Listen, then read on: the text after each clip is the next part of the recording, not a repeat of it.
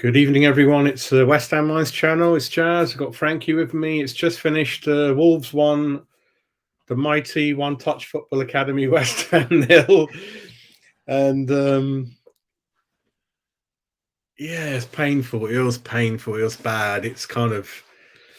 And I'll stick to it, Frankie. They weren't trying, mate. They can tap me around. There's a couple of things I saw there. There's no way players can do that where you're standing next to me, I'm going to give it to the other player. It happened 3-4 times, and oh God, mate. Those fans that travel up there, good luck to you guys, mate, going up there. But that was painful, mate. It's really bad. And we're bottom three. We are officially bottom three.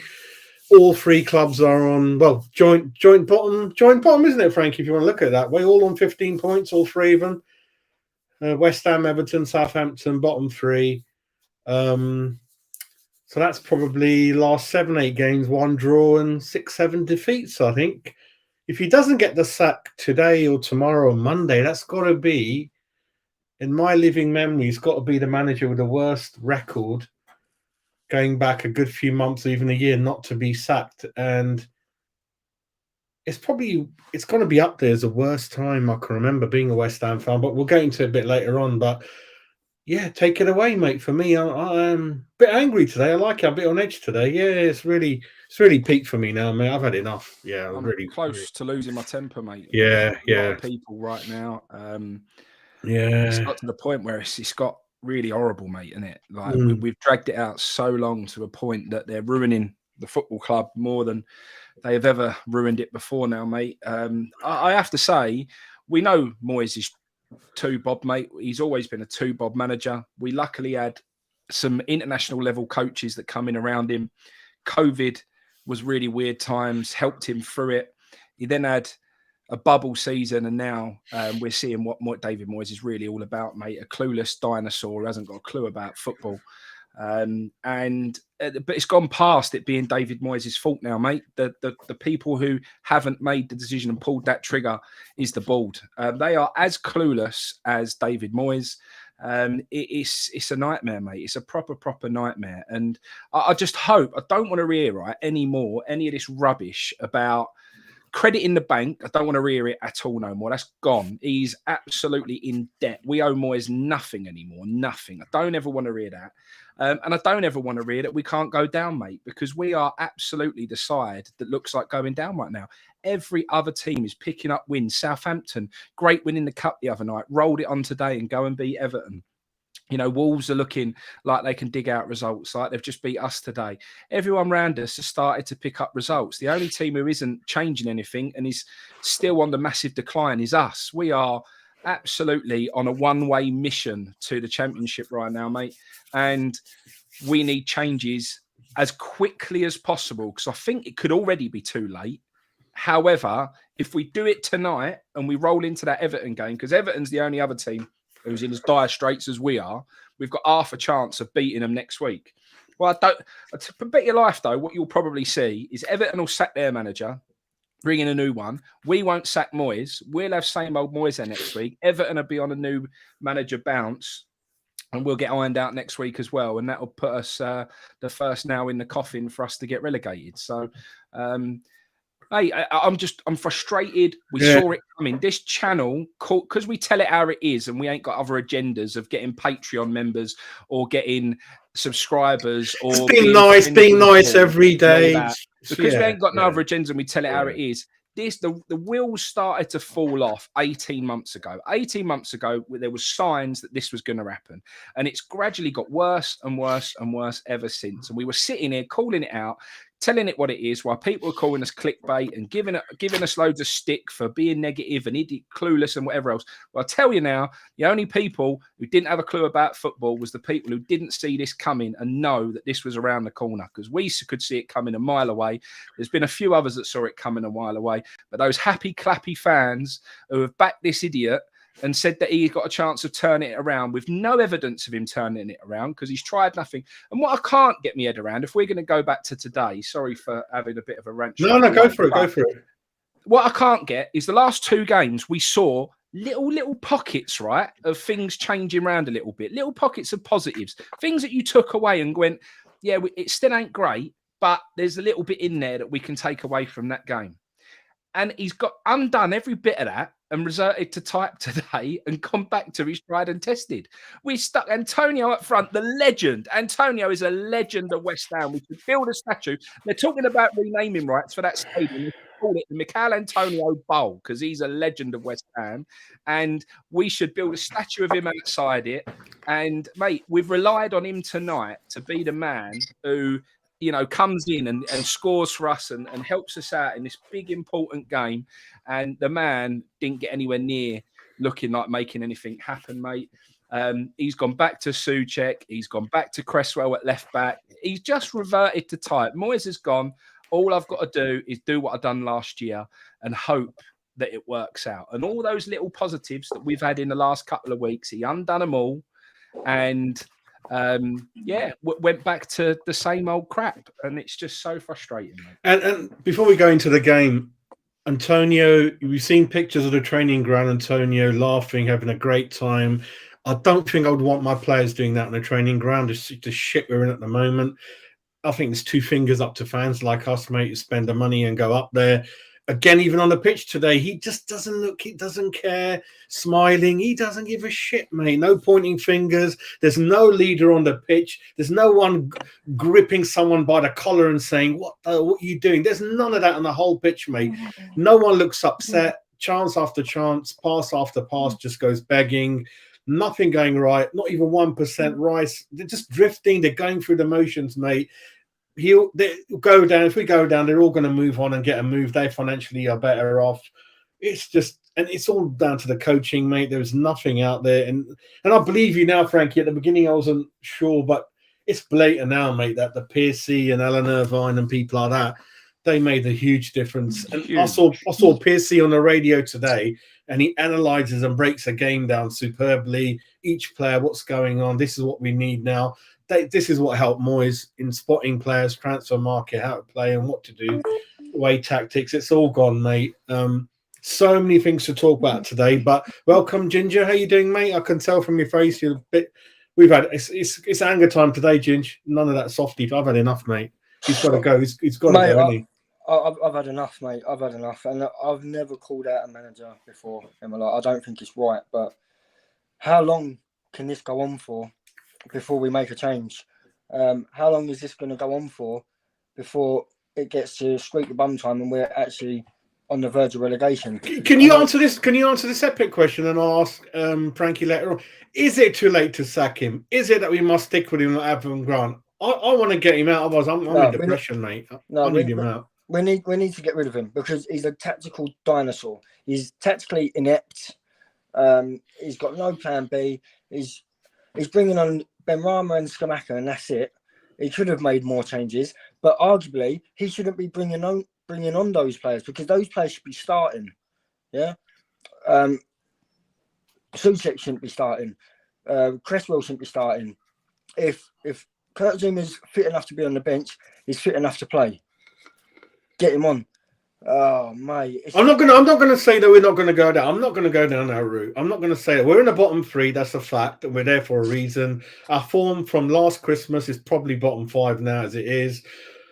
What Forest are doing in the Carabao Cup is killing me. It's killing me. I'm like, oh my god, they came out of our draw. You know what I mean? And we messed it up at home to Blackburn and things like that. It goes for me. Summarising, it goes back to the transfer window management for me. 4 or 5 windows. It's not about this summer. It's the previous 3-4 windows. How he's managed everything. The young players, bringing them in, releasing and resting the ones that are out of form. He done none of that. And the players, for me, Ginger, I don't think they're trying for him, mate. I don't think they're trying for him. That was a joke out there what they were doing, mate. I saw Bowen a couple of times just give it to the guy next to him when easier to pass it to one of our lot. No, they don't do that stuff like that. It's a joke, right? I'm sitting here, and my missus is like looking at me every time I'm screaming and shouting at the telly, which is every 5 seconds. How they get paid hundreds of thousands or multiple thousands of pounds a week to try and make a 5-yard pass it's simple, and they can't do it. They don't care. They don't care. If we had Devonshire, Billy Bonds on the pitch today, mate, mate, some of our players would have walked off with black eyes, mate. I'm sorry and all. I know a lot of people started digging that out as well when people are questioning Rice. There was a moment today out on the left-hand side when the ball was given away and Rice turned round and he jogged back. They are breaking. They was running towards our back line and Rice is trotting along, not breaking his bollocks to get there. He is trotting along as if to say, I'm likely not going to get there. I'll just let the defence deal with it. That isn't a captain and that isn't a leader, mate. Sorry.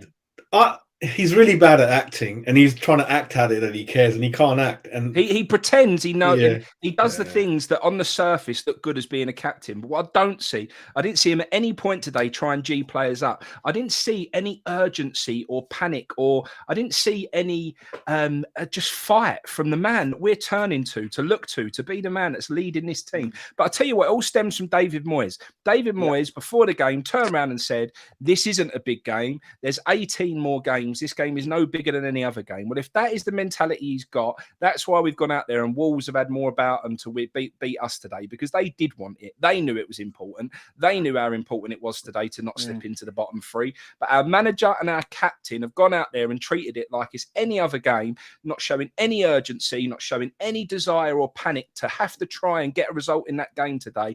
Rice is so soft, absolutely not a leader. It was an absolute abysmal performance from him today, and not one of a captain who's trying to save a team from this absolutely awful downturn and relegation battle we've got on our hands. And I tell you what, if we're relying on David Moyes and Declan Rice to get us out of this situation, we are absolutely doomed, mate. Doomed. I mean, the fixture after Everton, top of my head, it was something like Tottenham, Newcastle, people like that. And forget the clap at the end, Cosmos. They should put their hands in their pockets and return some money back to the fans who've gone there. Absolutely rubbish as it is. It's a disgrace. It's an absolute disgrace. They're sideways, backwards. We're losing 1-0. We've got the last 20, 25 minutes. It then makes a sub, a positive sub. But let's be fair. He doesn't take off Antonio, and he puts on Scamacca, which was an absolute shock. When I see Scamacca getting ready, I thought, right, that's Antonio off. But he left more attacking players on there. We're trying to go for it, and we've got players that are just slowing the ball down, playing the pass behind the run of our player. Like, it's just fucking basic football. I've had enough of watching this shit. We've virtually had 8-9 people again behind the ball, and it's all about giving too much respect. Wolves, gentlemen, this was the Wolves' 12th goal in 19. What is it? In 19, this is their 12th, and they nearly got the 13th, and they got choked off. They would have got 2 goals today, and they've only got 11 in 19 before today. And we're defending like we're playing some gladiator AC Milan team from the 80s. It's the mindset is so negative. When you've got the other 2 bottom teams playing against each other, and we're playing another bottom 4 team, we should be fucking down. Why can't we play 2 up front? Antonio Smack.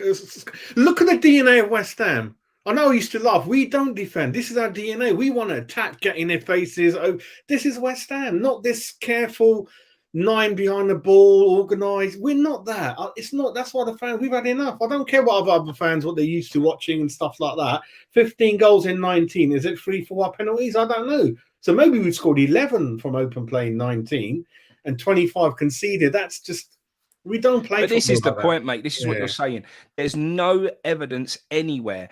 The credit in the bank nonsense. The David Moyes deserves more time. The David Moyes has earned more time here to try and sort this out. The backing of him after the Leicester game that we lost and all of this, I would accept it all if there was evidence of the fact that things might come good. It's only getting worse, mate. We're losing to the teams that we actually used to beat. We're now losing to.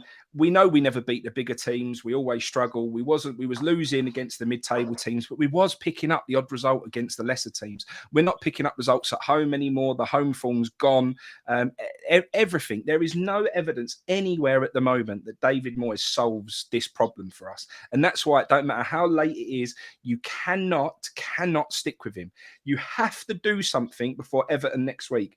You've got to try and turn something around. There's got to be massive changes before next weekend, because you cannot lose that game against Everton next week. You will be bang in it then, with teams pulling away from you. 3 points clear, 4 points clear, 6 points clear.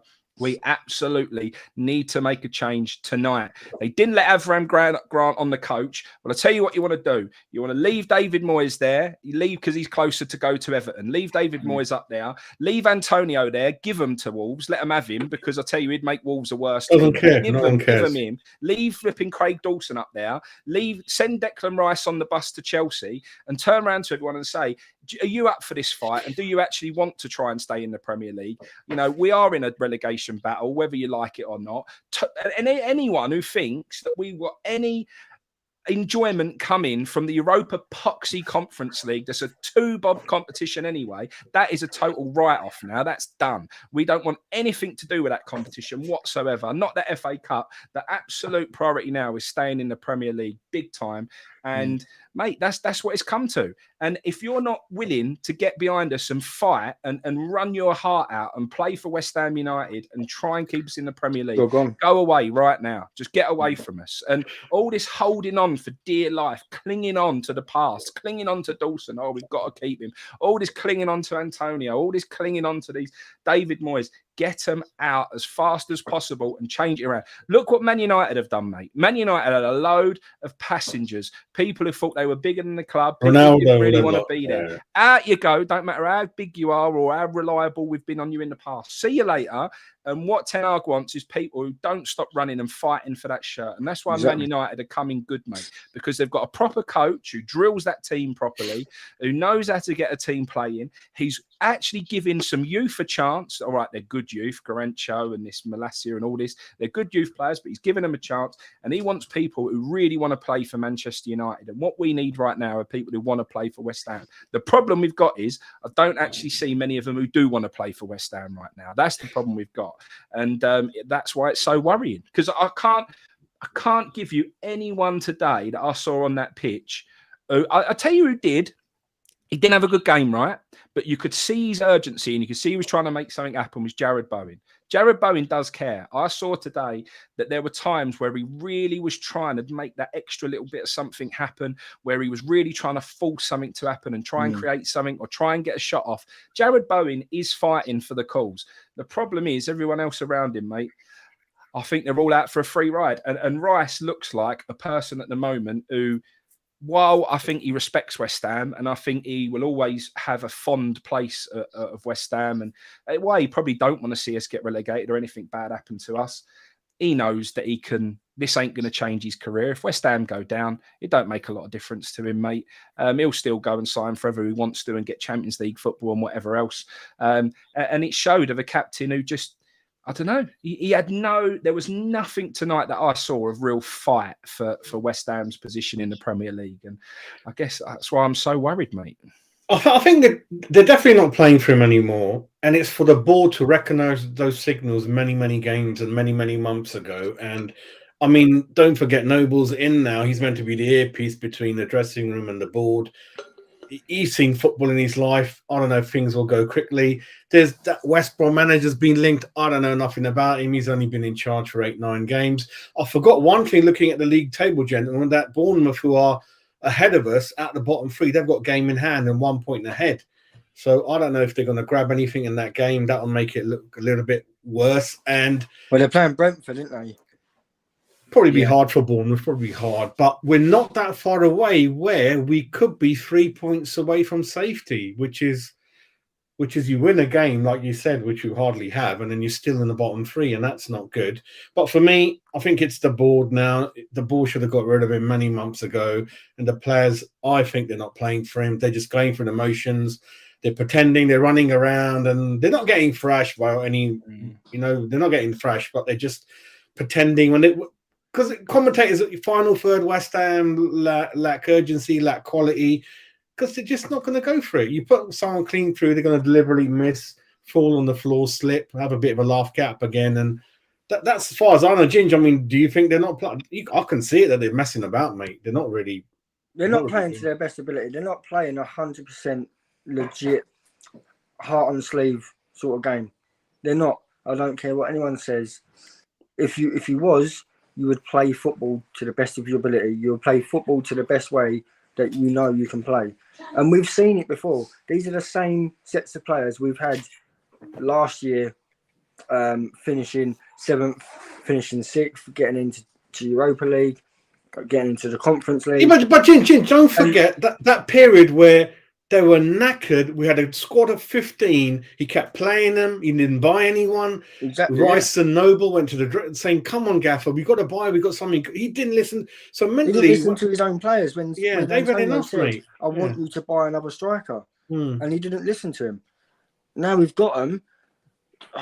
Do you know what? I feel for the new boys. I really do. I feel for Look at the defense after 3 years in charge and 300 million spent. Look at the defense. Look who's up front. You wouldn't believe me. You wouldn't believe me, would you? 30-year-olds in defence, Jazz. It's just not good enough. Antonio for up the front after 3 years, David. 3 years. You got Antonio up front. You see 30-year-olds playing. mate. You see 30-year-olds playing non-league. You couldn't make it up. I mean, Frankie, we're amateurs. We would have put a better team in the transfer market by now. I'm telling you. This is a joke. Mate. You can't make it up. And the thing is, mate, I know a lot of people are blaming the windows and everything else, mate. Moyes had a fortune. There's good players there. Mate, at the end of the day, people turn around to me all the time and say, it's not the manager, it's the players. It's not the manager, it's the players. Yeah, have a look at Man United. Man United were dire. All of a sudden, change the manager, get a proper manager in. They look like a really good team. Someone that knows what they're talking about. They'll be top 4 now. You know, you've got Aston Villa. Aston Villa had a 2-bob manager, couldn't do anything. All of a sudden, Aston Villa can't stop winning football matches and look like a really good football team. The manager, in the short term, but it's only the short term. The short term, the manager makes the difference. We absolutely must make a change because it's the only thing we can do in the short term to go and get a manager. But the crux of it is this, right? Brighton, they lost Potter, supposedly one of the best managers out there. You could not tell that they lost the manager and there was a change whatsoever right now. They've got an ironed out Liverpool today, ironed them out. Nothing's changed for them. Do you know why? Because the football club is run immaculately from the ground up. They are properly run football club that if there's any change, whether it be because they sell their best player or their manager goes, they pick up where they left off and carry right on from the same place. And you can't even tell a change has happened.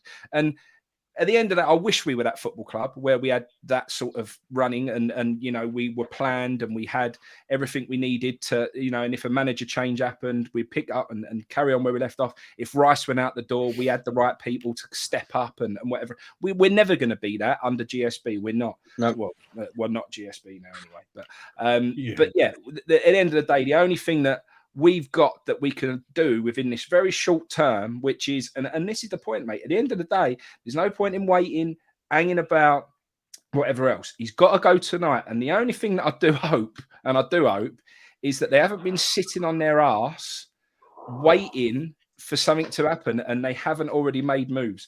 If they don't already have the manager lined up that they think should be coming in, and we've got to wait a long period of time before we get this. We need to sack him tonight, and that new manager needs to be in place by Monday morning and needs to be on that training ground and needs to be drilling this team ahead of Everton, mate. This Everton game has become the windows are running, die, mate. Yeah, the window or die. And like you say, the window's ticking away. Yeah. The problem is, I don't know whether someone will get some extra money because of how much David Moyes has pissed up the wall. I don't know whether, you know, there will be money to spend. I've got a feeling the manager will have to work with what he's got, unless there's a couple of players that go out and they might bring in, but it's not going to be a serious player. But I see players who have massively improved under new managers and become proper footballers again. I think you'll find under a proper coach, a new manager, new infrastructure with new ideas but it's got to be someone the players believe in. I think you'll see a huge lift in a lot of them players there. I think we'll have more than enough to get ourselves out of this issue, but it's got to be done right now. Right now. It's going to be no good. It's like you said, I think Everton are going to sack their manager. I think they're going to do it. I think they're going to do it. Leading into the West Ham game, you always win your next game when you get a new gaffer in. But I just feel, I think we're still okay. Having said what I said, when I look at the table, gentlemen, we're 18th with 15, but then Leicester in 14th are 2 points. So there's 2 points between 14th and 20th. So it is bunched together. I can see maybe that's what the board is looking at, but this has got to be. It doesn't matter, Jazz. There's nothing, mate. Nothing. How long does it take for them?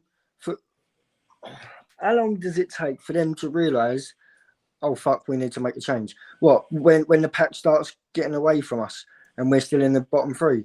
That's just not good enough. You need to rectify. You need to learn the situation early enough, rectify it early enough, and start building from then. There's no point on Sullivan and Brady and Kaczynski and anyone else on that board thinking that's all right. We're only 2 points clear from 14th, 15th. We've still got another couple of games. We've still can buy another couple of games. It's not good enough because teams around us will start picking up points. Southampton today got a well-needed win. Wolves around us got a win. It's only us and Everton that haven't won around us. And that's because we're both absolutely fucking shocking. We're both dire. And we need to make a change now. And like Frankie said, we need to have a replacement lined up already. We needed a replacement lined up 2 months ago. So when they actually had the bollocks and pulled the plug, there you go, there's our manager. Not is a caretaker manager for the next 6 weeks or until the end of the season. It's not good enough, Jazz. It is. Listen, mate, November before the World Cup, I thought, okay, you've left it. From I'm like, October, you're gone, mate. And I said, history has given us this 1 month. This is a gift to the board. This 1 month in the middle, refresh, break, get rid of him. Absolutely wasted it in the window now.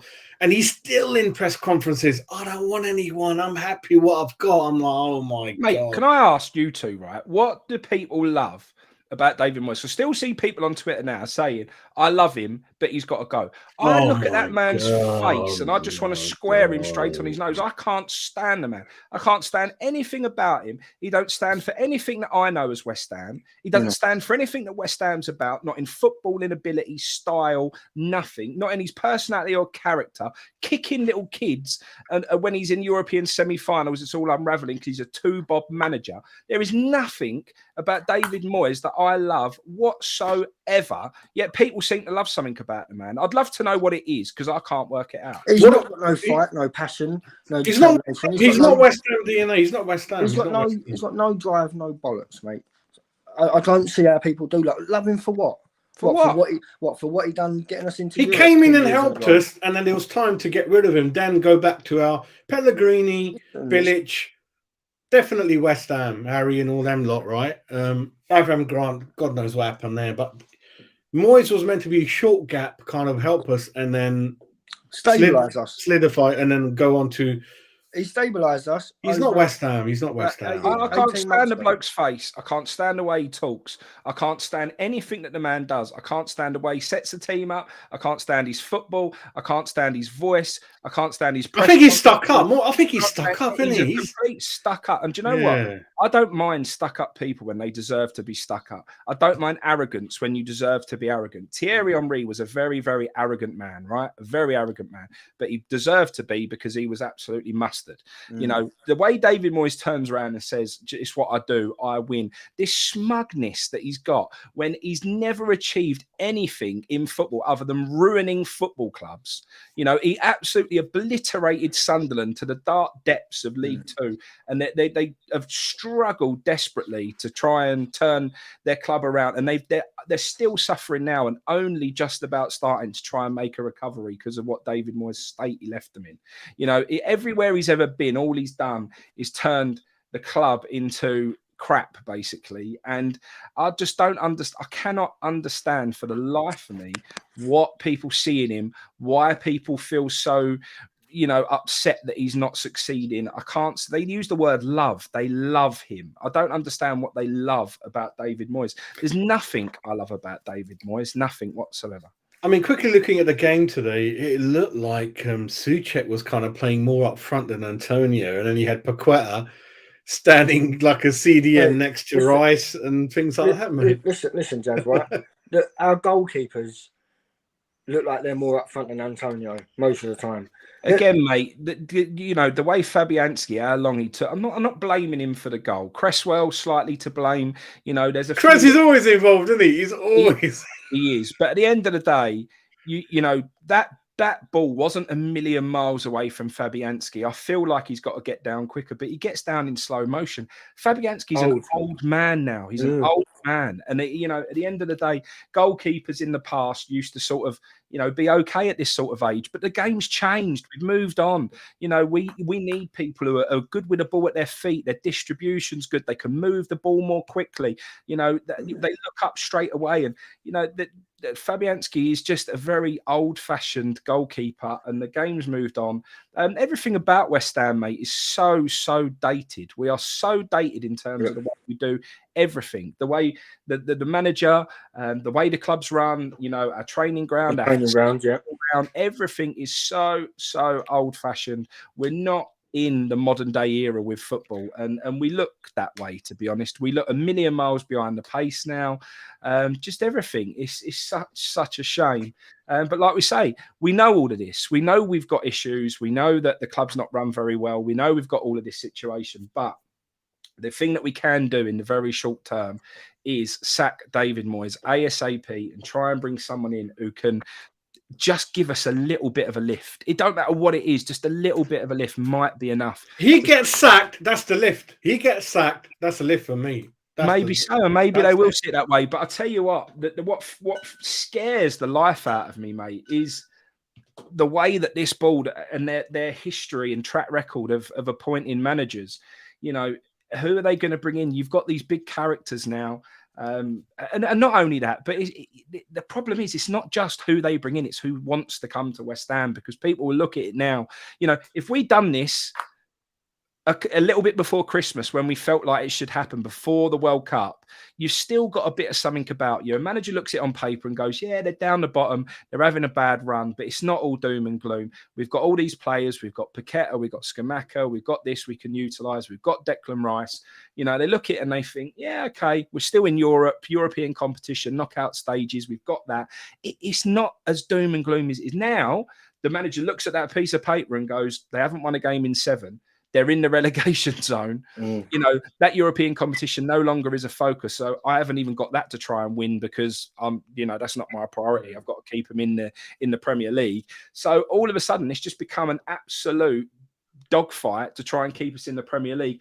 Who fancies that? The top managers definitely don't. You know, even if, like, you know, you look at Villa and they've gone and got Emery, who's worked out to be unbelievable. What gets me, when he was going to Villa, our fans would tell you, didn't want Emery over David Moyes. Didn't want him. Don't want Emery over David Moyes because Emery, you know, not too sure about him. Yeah, I wouldn't twist Moyes with Emery. Well, you're mad for not doing that because Emery's a world class manager.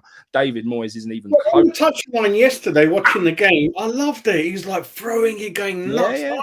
David doing nothing like that. He just stands it like that. Miserable as fucking anything. Nothing to. But who takes it now, mate? The only man that you've got is the man that Everton also could go and get. And this is the problem you've got now. If you both go and sack your managers at the same time, we're going to battle it out for Sean Dyche, aren't we? Everton and West Ham are literally going to try and have to battle it out for Sean Dyche. And it's true. What people were saying the other day, I think it was Nick from Claret and Blues, he was saying the same thing. You know, it's going to come to a point where we would only want to offer Sean Dyche a 6-month contract because you don't want to give him too much longer than that in case it don't work out. Well, Everton might have more confidence in him and offer him a 2-year contract, and that might be why he goes, well, I'll go to Everton then because they've got more faith in my ability as a manager. You lose out to Dyche. If we lose out to Dyche, who else have you got to bring in for a dogfight? It's that £1 million bonus, isn't it, Frankie? They give him. Do you remember? £1 million bonus. Yeah. This whole... When I used to turn around and come on here and say there's loads of managers, there isn't anymore. There ain't no managers anymore. There's no managers who want to work under Sullivan in this scenario. They won't fancy it. They won't want anything to do with it. It looks on from the outside like a real dodgy, awful job to take right now. The pressures of the fans are going to be toxic at the next home game. It's going to be an awful atmosphere in there. We're fighting for survival. Right off any other cup competitions you're in, we're literally just dogfighting it out for survival in the Premier League. You're going to end up with a Rafa Benitez or someone like that, mate. That's what's coming. Unless they do the biggest mistake that we'd ever have as a football club and what people told you when he was appointed, and that's Warburton take over as manager. And that is my biggest fear, is that's what happens, Warburton. Yeah, but you look at it now. I mean, Gold has passed away. The daughter's done nothing but football. Kotensky's not even in the country. He's not even bothered. He's put money in inside the year. Give me certain interest back and let me know when it's all done. So you got no motivation on the board to really think hard and worry about, because they're not going to stick around 2, 3, 4, 5, 6. They're not bothered about. And like you said, it's going to be a short gap, cheap thing just to keep us afloat. Talk to new buyers in the summer. Yeah, whoever's cheap out there can keep it ticking along for the next 5, 6 months. I think that's what they're going to look at. Ginge, any managers out there that you're thinking about, mate? Anyone? Mate, I don't even think Sean Dyche will want to come to us. I don't think Sean Dyche. No, he'll take it. He'll take it. With whatever reputation that he has left, which isn't great. Let's be fair. Whatever reputation. No, we're a big club. He'll come. I know, but he's not going to want to tarnish the rest of his. What I don't want to hear, and I'll tell you this now, what I don't want to hear is when Sean Dyche comes in or a Benitez comes in, when a doghouse manager who comes in who's just there for survival, right? I don't want to hear any of those people who said give Moyes more time. I don't want to hear any of them moan, because the only reason we have to go for one of them managers now is because we didn't sack him early enough and bring in a top level manager who could still see some positives who's round at that time. Matt, do you know what I mean? It's your round. Cheers. It's your round, Cheers, Matt. mate. Oh, it's your round. Forget the cheers. Take it away. I'm going to fill up my drink. Go, Matt. Go, Matt. Go, Matt. Disappointed, but not surprised. Did anyone really think we were going to do it? No. I mean, I was enthusiastic until I saw the lineup. Wow. Until I saw the lineup, I genuinely didn't think Moyes would go with that lineup. I was speechless, to be honest. I think most of us were. I mean, but the thing is, mate, I mean, I've never seen a team that is so indecisive, naive, clueless in the last third of the pitch. How many goals have we lost this year from getting into promising positions and getting done on the break, losing the ball? And it's just tiring, mate. It's the same old. And I just don't understand, unless there's a change of manager, what else could change? Because I don't know about you guys, but I mean, I just think we're just going to come in for the same, because realistically, it's the same problem every week. And I mean, everyone was poor. There was so poor today. So poor. And what does Bowen have to do to get dropped? I genuinely don't understand. What on earth Bowen has got over Moyes that means he gets a game ahead of Benrahma or Scamacca or even Downs? Downs is a West Ham fan. Get him in. Get him in. Get some passion on the field. I just don't understand. But I've never seen a team that can't score like this, and especially considering we've got a Italian international striker on the bench. We've got a wonderful creative midfield on the board. Not wonderful, but we've got a half decent creative midfield on the bench. And unless we score goals, I mean, we can forget about the defensive issues. The only thing we need to fix now is getting goals. No, but Matt was saying, when you look at that lineup, and he's been in charge 3 years, 7 transfer windows, look at the defense, and Tony up front, you couldn't even make it up. If you told me in 3 years, this is our team, Krezi, Kofal, Oggy, Fabianski, and that's where the mistakes are. The transfer window has not been used. That's where we. But Jez, I would love to watch. I mean, from what I see of the training photos, the guys don't look like they're having a great time in training. I mean, I don't want to judge on what I don't know, but I don't get that feeling from it. And I'd love to know what's going on in training, because whatever they're doing just does not transfer to the pitch, because everybody looks indecisive. Nobody looks like they want to take an opportunity, and there's a couple of moments. I mean, you can see, for example, the Fornals back heel to the Cresswell, kind of shot cross, the one he drilled across, those kind of moments where you can see a glimmer of creativity in the team, but it's nothing. It's absolutely nothing. And I just don't see where we go from here unless there is a change in manager. And we've talked about it so many times. After the Leicester game was probably the best moment to get rid of him back. What was it? Beginning early mid-November. But What look at Villa right now. Change your manager, and now what they've got 8-10 points ahead of us. I think They the bit the- They're fact lucky. was, They're lucky to have him, aren't they? Me and Frankie think highly Yeah, of him. very They're lucky. They're I lucky think to have they him. bit, and I think the especially if he stat left a was, good job. chaps, when they appointed the new manager Villa, we were on 14 points. They were on 12.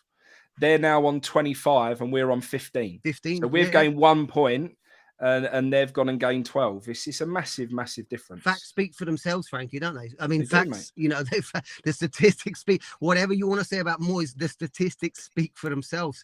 And like I was arguing with a Leeds fan in the morning, they were saying, "Oh yeah, we've got a good team, and we're getting in some good performances." And I said, at the end of the day, when you're down the business end of the table, it doesn't matter about being a good team. It doesn't matter about good performances.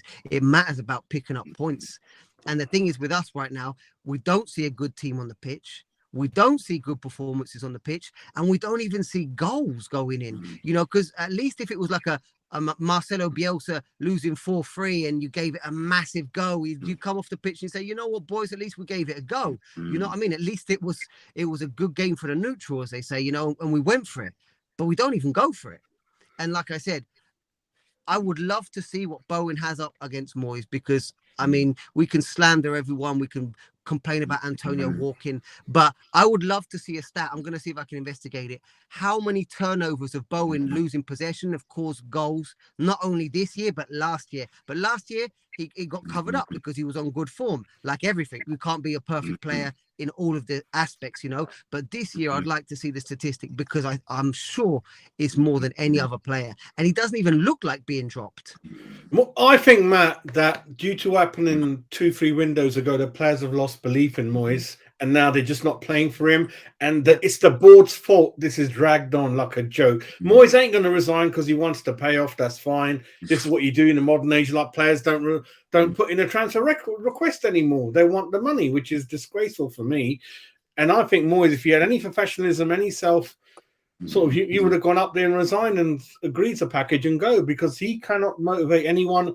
And the fans that went there, Matt, to watch that, disgraceful, mate. This has been going for months. There's no value, no entertainment, boring to watch, mate. And it's just, Antonio, Steve's mentioning Antonio again. I don't want to keep bringing him out all the time, mate, but he looks like all these pictures came, Matt, during the week about him laughing, giggling around their training ground, enjoying it. They don't care. None of them care, mate. Rice, none of them care, mate.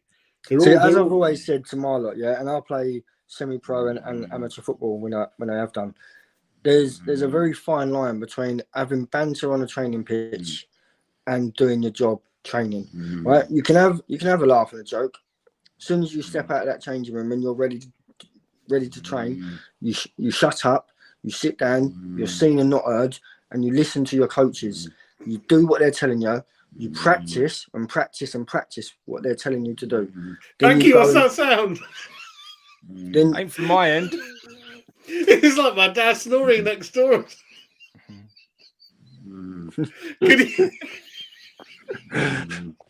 What is it? I don't know. Oh dear. Dad, get up. No, I'm joking. It's I thought Frankie's like, he's a freaking up. Anyway, carry on, Ginge. So yeah, when you're at training, there's a very fine line between mucking around and actually, especially when you're down and you're down the bottom end of the table, you're not performing. The whole team shit. Would you set up like this against Wolves, Matt? Before today's game, Wolves had got 11 goals in 19 games. Why play defensive? He's playing 3 CDMs all of them. Why would you give him play Antonio Scamacca? Antonio's only got 2 hope for me: he's up front Scamacca or playing that 3 behind Scamacca. That's all I'm thinking about. I can't believe Scamacca's not on that pitch earlier today, mate. I just think, the 2 people who scored recently is Scamacca and Ben Rama. They're the 2 people who are managing to get goals, make things happen. They can't even get near the pitch. I did say before the game that Moyes has tried to pack the midfield. He's tried to win that midfield battle. He's tried to use Antonio to bully him up the top because they're a little bit lightweight in areas. Ginge, grab a bottle of beer. Grab a bottle of beer. maybe it looked like that on paper the right decision, but at the end of the day, mate, you got to play your informed players, the ones that are, you know, are making things happen at the moment, and the players who can make things happen right now are Ben Rama and Skamaka, but they get left on the bench. And Skamaka, you know, he scores a really good goal recently. They say he's carrying a knock. Well, if he's carrying a knock, don't even put him on the bench. Just leave him out completely. You know, it's not right. So I can't buy into all of that story about, you know, that's why he's not starting. Moyes just desperately wanted to revert back to type today and play the tried and tested players that he relied on last season. He wanted to go back to that, and he was hoping it would work out for him, and it hasn't. Before I go over to Matt, I just want to say something which Frankie loves, was Moutinho professionally wasting time on 2 occasions to completely kill the game. 51 minutes and 55 minutes, fantastic, on the floor. Nothing happened to him, because West Ham were beginning to get more the ball and that kind of stuff. And Matt, we don't do enough of that, as we've said enough times on the channel. We haven't got any leaders. We haven't got any time wasters. We haven't got any divers. None of those streetwise things that would help, wouldn't they, Matt?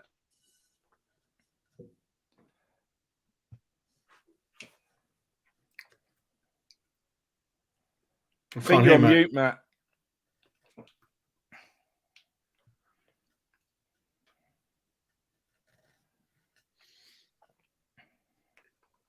Oh, you come back. Go ahead, Ginge. Go ahead, mate. We're not streetwise enough, mate, with those little tricks, isn't it? No, but we're so naive. And again, like I said to you, mate, that comes from management. That comes from your captain.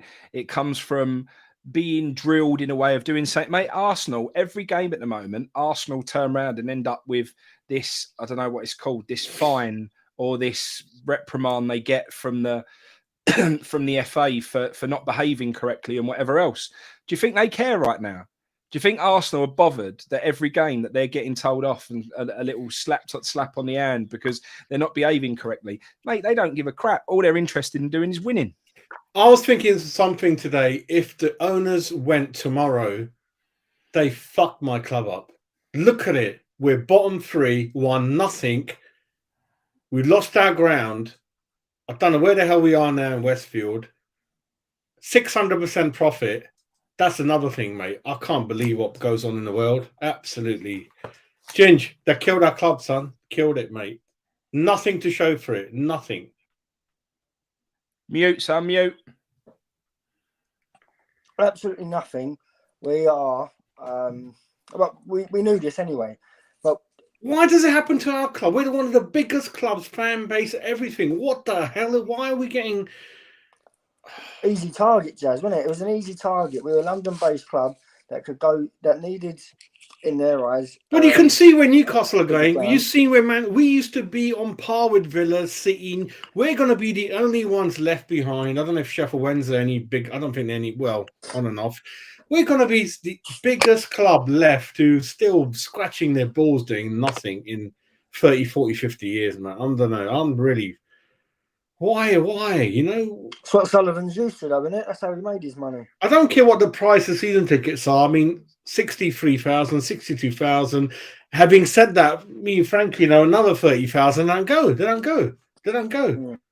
Right? And that's how big our club is. And we haven't won anything since 1980 in terms of a big trophy.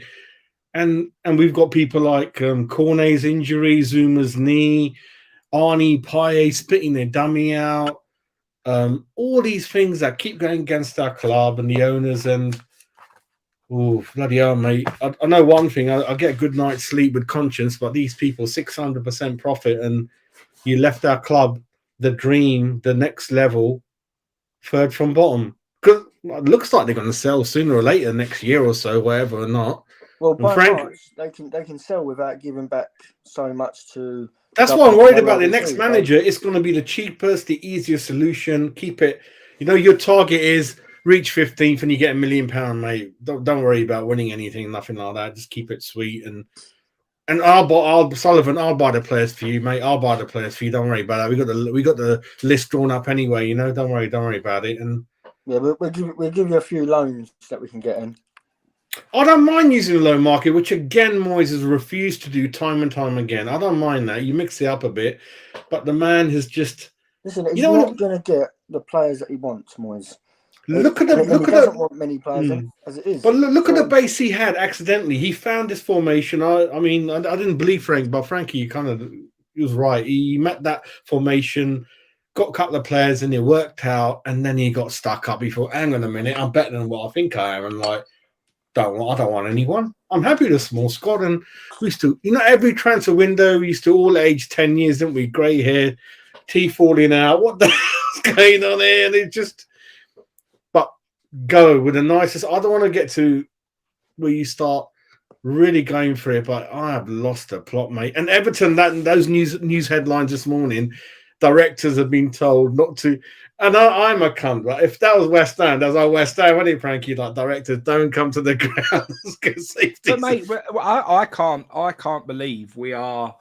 I didn't hear any Moyes out chance today. I didn't hear any We're real soft, mate. Gone animosity soft, towards him. mate. We have gone super soft. Mm. We've gone super soft. That used to be us. The ball weren't. We kicked the ball out of the ground at one point when we had the protest against Burnley and whatever else. Now they're all just getting a free ride, mate. This is why they get away with it. It's why they get away with doing what they've done to our football club. It's why they get away with, giving us a shit badge, giving us a crap stadium, not delivering the things they promise. This is why they get away with not signing players in transfer windows, why they get away with not sacking managers, because we don't kick off enough. We don't create enough of a fuss. Mm. I'm not talking about violence. I'm not talking about anything of the other. I'm talking about making a stand.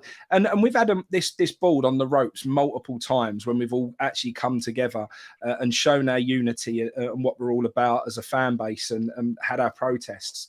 And every single time we've let them off the hook. Every time they've come out and given us a couple of little promises, got the social media channels involved and gone, come and have a meeting with us. And they all go running up there because they feel important because they're sitting down with a Bald and Brady and they listen to their crap and they turn around to all the fans and they turn around and go, it's all right. They're going to sort it all out. They've told us that they're going to do this. They're going to do that. Then they do none of it and they get let off the hook, mate. It is so frustrating. We have, at the end of the day, if Moyes is still here for that Everton game, you have to get behind the team for that Everton game because we desperately need the 3 points. Mm. But after the game is done, we have to show absolutely that we want Moyes out of that football club because, we can't let this carry on or we'll be in that soulless bowl with 15,000 fans in the Championship, mate. It'll be a travesty, absolute travesty. It could. Well, I don't want to instigate it, but it could get nasty. But I'll just, I was thinking all these mad things like when Man United bought that old colours, old badge back, cup from the non-league, West Ham Park. Like what Frankie says in my mind, watching lower league football, I'm like, fuck this. Let's go West Ham Park, start West Ham again, selling hot dogs, £2. Ginger's got his little hot dog stall. We all start our club all over again without these all these things. I'm just had enough of what. This isn't my club. This isn't my club. This isn't my manager. This isn't my formation. This isn't the way we're playing. This isn't my stadium. I go there. I have a laugh. It's more for people like you lot. I don't go there for the experience anymore. It's really bad. I'm like, oh my God, the quicker I get out of here, the better. James has just asked that he wants to come on. I'd love to get him on here because he predicted at the beginning of the season that we'd finish in the top 6. So you've got good memory, my boy. It'll be good to get his thoughts on. Yeah, no, he's a good lad. What's gone so wrong? Because I didn't predict we'd be anywhere near top 6. I predicted we'd be banging trouble. Well, I could flip it the other way around. He might make bottom 6, but yeah, carry on YouTube. I don't know what I'll do. I'll send him the link if I can find it. Yeah, carry on, Ginge. Carry on, Ginge. Come on, mate. Oh, mate, I'm speechless. I literally am, and we can't be speechless. This is the problem, son. We've got to speak up. We've got to stop talking rubbish. Stop the nonsense. Stop the absolute. It's not my club anymore. Out. It's not West Ham United. It's not West Ham United, mate. Look, we don't even want to go. Me and Frankie, we're going to next cup. Why would this happen? Why would it? Game this season. I've literally stayed on the island. I don't want to watch any game. I sit there like a lump. I'm not excited. I'm not shouting. If we score, I'm not even jumping around, which I normally do. There's no atmosphere there. There's nothing. And last time when me and you went, Jazz, we both sat there and said the same thing. Was it Norwich or the Liverpool's, Chelsea's? I'm lost. What's the last time I went mad? I can't even remember. I can't remember. Oh, I don't. I just want to shut this Newcastle fan up as well because he's driving me mad. I used to have a lot of fondness towards Newcastle. I actually thought they're a proper football club, real diehard supporters. The fact, and actually, I've got a good relationship with the Newcastle fans TV lot. They used to show. They used to give it a big Upton Park, mate. They've properly sold their soul to the worst of the worst. We might have sold it to some dildo merchants, but they've sold it to the worst of the worst, Newcastle. I'd never want to be what Newcastle are. Never want to be it, right? But what I will say is, from a footballing perspective, Newcastle are everything we would like to be right now. That's a fact. You know, they've got Bruno, we've got Rice. We're similar sort of teams on paper. We should be what Newcastle are, but we're not. So, Jamesy boy, how are you, Go mate? ahead, Jamesy 18. Fucking Happy New Year, anyway. Yeah, let's get the sort of pleasantries out. Happy New Year to everyone. That's the first Happy thing. New Year, mate. I'm devastated, mate. Want me to be real? I did say at the start of the season we're finishing the top 10. Top 6, you said. Well, I was fucking optimistic, mate, because it went completely wrong, didn't it? Listen, I'm going to be honest, mate. We're in trouble, mate. This is, and anyone who remembers the 2010-2011 season, we're starting to see the same thing happen again, where they had the moments where they could have got rid of the manager back then, didn't bother, and it's happening again. And if you ain't, I heard what you just said before I come on about next week. I don't want him here next week, Frankie. I think we have to get rid of him tonight. Get rid of him tonight. Get a new manager in, fresh approach, new manager bounce against Everton. Because if we don't beat Everton, then I don't want to say it, but we're in fucking diabolical state, mate. And the fixtures only get worse for me. I mean, James, my summarization of today, just the game today, was just the players are definitely not playing from anymore. They're going through the motions. They're playing games. But I know, I've been in the game. I know when you're not trying and things like that. Professionalism, not kind of streetwise enough, like Matinho wasting time twice and trying to win penalties, free kicks, not quite guile enough. And if I told you, James, that after when Moyes first came in, that after 7 transfer windows, the team today will be Antonio up front, Fabianski in goal, Kresi at fullback, your granddad centre back, my granddad left winger, Ginger's granddad playing in the wing because he's quite nifty. You'll be like, Jazz Shah, what are you on about? What are you too many runs, mate? It is a fact, mate. So, but we discussed this though. I remember doing shows with you before, Jazz, and I think Frankie was there and all. Like, there was times where Moyes was getting away with things, and it made it look better than what it actually was. Do you know what I'm saying? And now he's got found out. Mate, and this is the point, mate. We haven't played good football in the whole time under David Moyes, mate. We just haven't. The football's been trash, and it's, you know, but you accept it when you get results. When we were getting results, you say, all right, fair enough. It ain't pretty to watch, but that's all right. But Everton, the fans are still in the ground. Newsflash. Yeah, wow. And them and Arsenal, I think, the only ones that never gone down, never got relegated. I think. I'm not sure. Yeah, I think you're right there. But we've got to make a big stand next week. You know, Everton are doing it. Everton are showing, and that is the truth, mate. We have got to get behind the team next week. We don't want to see any issues before the game. And even if you go 1-0 down, you know, Southampton have showed today they've gone 1-0 down against Everton. They've come back and nicked a 2-1 result. I actually believe today when we went 1-0 down, to my naivety and from just, you know, heart in West Ham mode, we went 1-0 down. I just thought, you know, everyone went crazy on Twitter that this is that out. We couldn't have that mentality. We had to try and get back in the game somehow. But the problem is with that, though, Frankie, is that if we go and win next week, then it papers over the cracks yet again. But at the moment, we just got to try and stay in the Premier League, mate. You're right. I agree. But it shouldn't. Winning shouldn't save Moyes' job. Do you know what I mean? That shouldn't make any difference. But winning should try and just keep us in the Premier. We're desperate for points, mate. If we next week, if we lose that game, we could find ourselves a good 4 points adrift in that relegation zone, and it'll be a nightmare, mate. Before we carry on, we got so many people in the chat. It's unbelievable. So E20 Zone TV is this naughty boy, James. So please follow him. He does a lot of naughty stuff, but not naughty as me. So follow him. He's original. He's not full of shit. He says it the way it is, which I love it. We need more of those channels at the moment.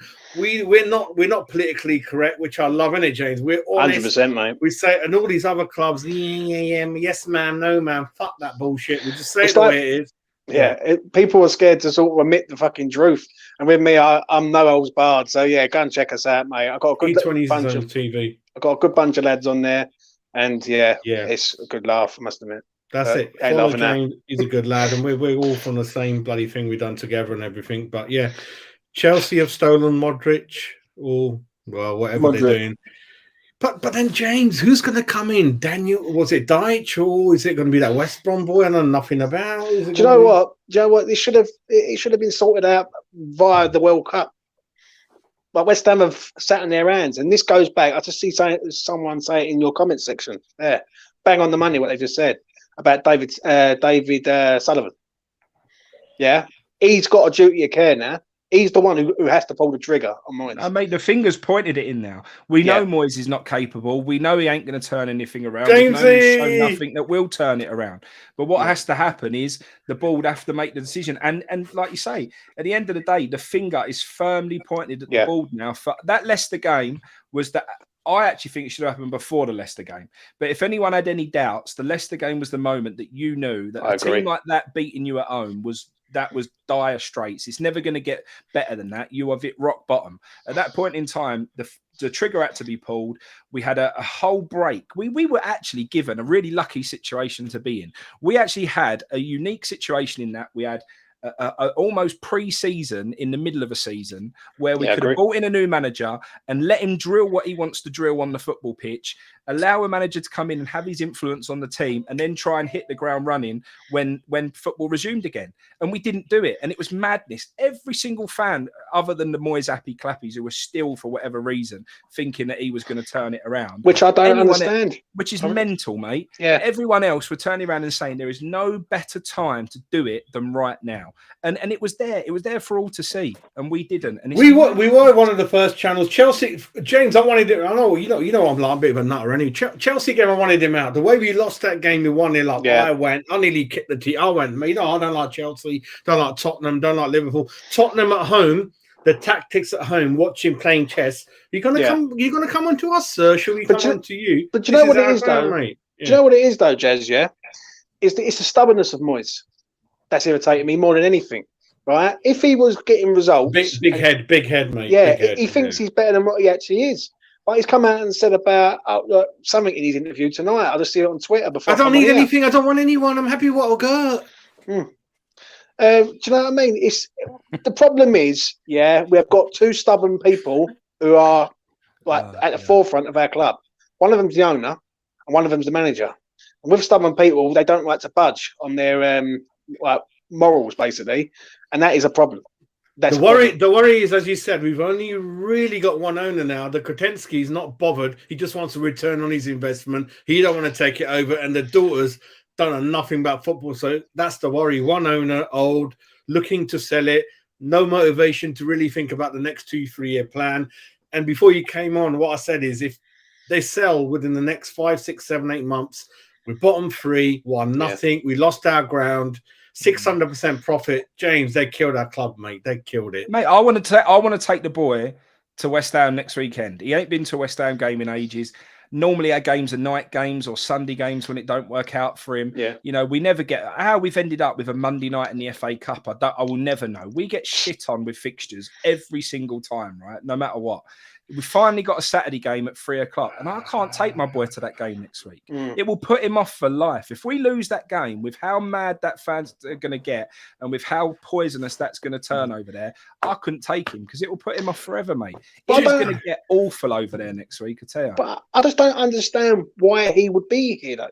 Like, cause I look at it like this let's look at it from a business point of view.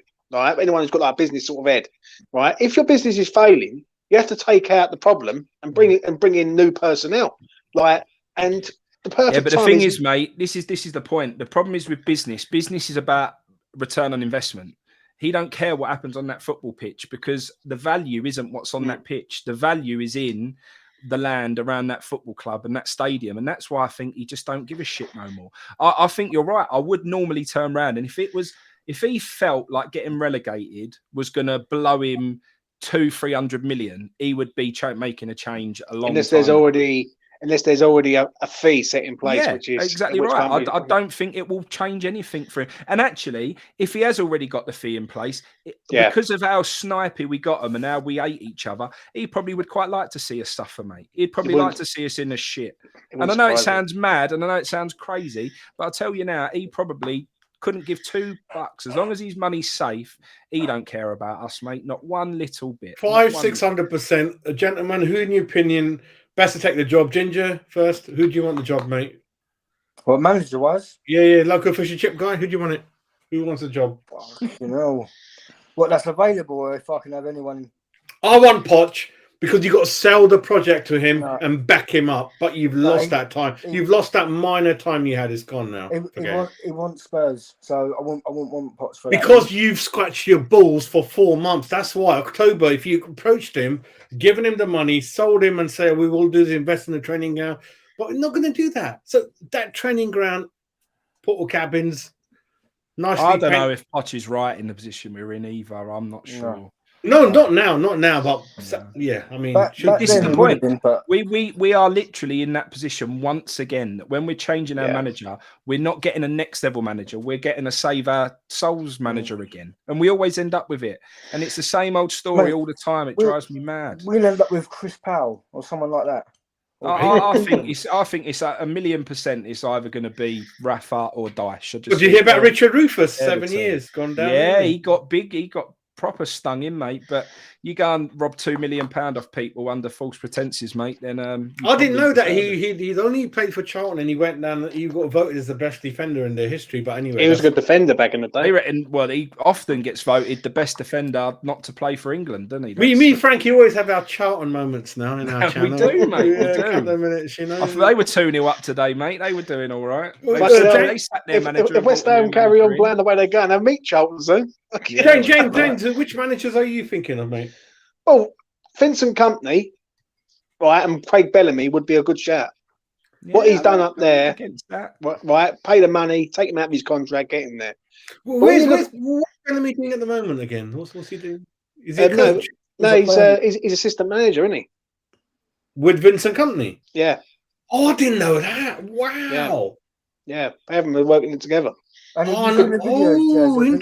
Going mad. No, I know companies. It's a big old risk though, taking a first-time manager from a championship, whatever, and bringing them in to save you when you're in trouble. It's a risk, isn't it? It is a risk. It is a risk. But I agree with. I think Ginger said it should have been done before. It should have been done 6 weeks ago. Do you know anything about this West? Do you know anything about this West Brom boy? Like, who the hell he was a good manager at Huddersfield. Don't get me wrong, but look at Huddersfield. Look at West Ham United. 2 different levels. Like one's like a small town club, and we're a big club in the east side of London. So the problem is, right, he has to go. Now, whoever comes in, but we're not paid to find the West Ham's next manager. But there are certain men in the hierarchy at West Ham who are, and they should do the right thing. Get him out. Do you know what? I would not even be against it. I know people might go mad in the chat, but I'm not even against it if Noble took on one game. No. Just one game, just to get us to find the right man. But I hear what James is saying there. So because get him out now, if you haven't got a replacement in time for Everton, someone's then going to have to step in as a caretaker. It's a risk for losing his little status that he's. Not one game. One game ain't going to kill us. And do you know what? I'll tell you something now. I bet Mark Noble in that dressing would go right. If they were going to do it, they would bring in Warburton, and they would let Noble sort of be alongside him. I don't think they'd give the status to the board ain't going to give. I don't think they'd want to mess around with his title as well. I think. Well, I don't. Have they got a vision for him in this sporting director role? I don't know, but I think that's enough. I mean, we saw Noble going in with off the team coach, going into the stadium with him when we played our last away game at whatever. So I think his role is already quite. I think he's actually having an influence already, but it's not. The thing with the board is since that Burnley incident where Sullivan, like the fans, try to, climb on top and do whatever they wanted to do.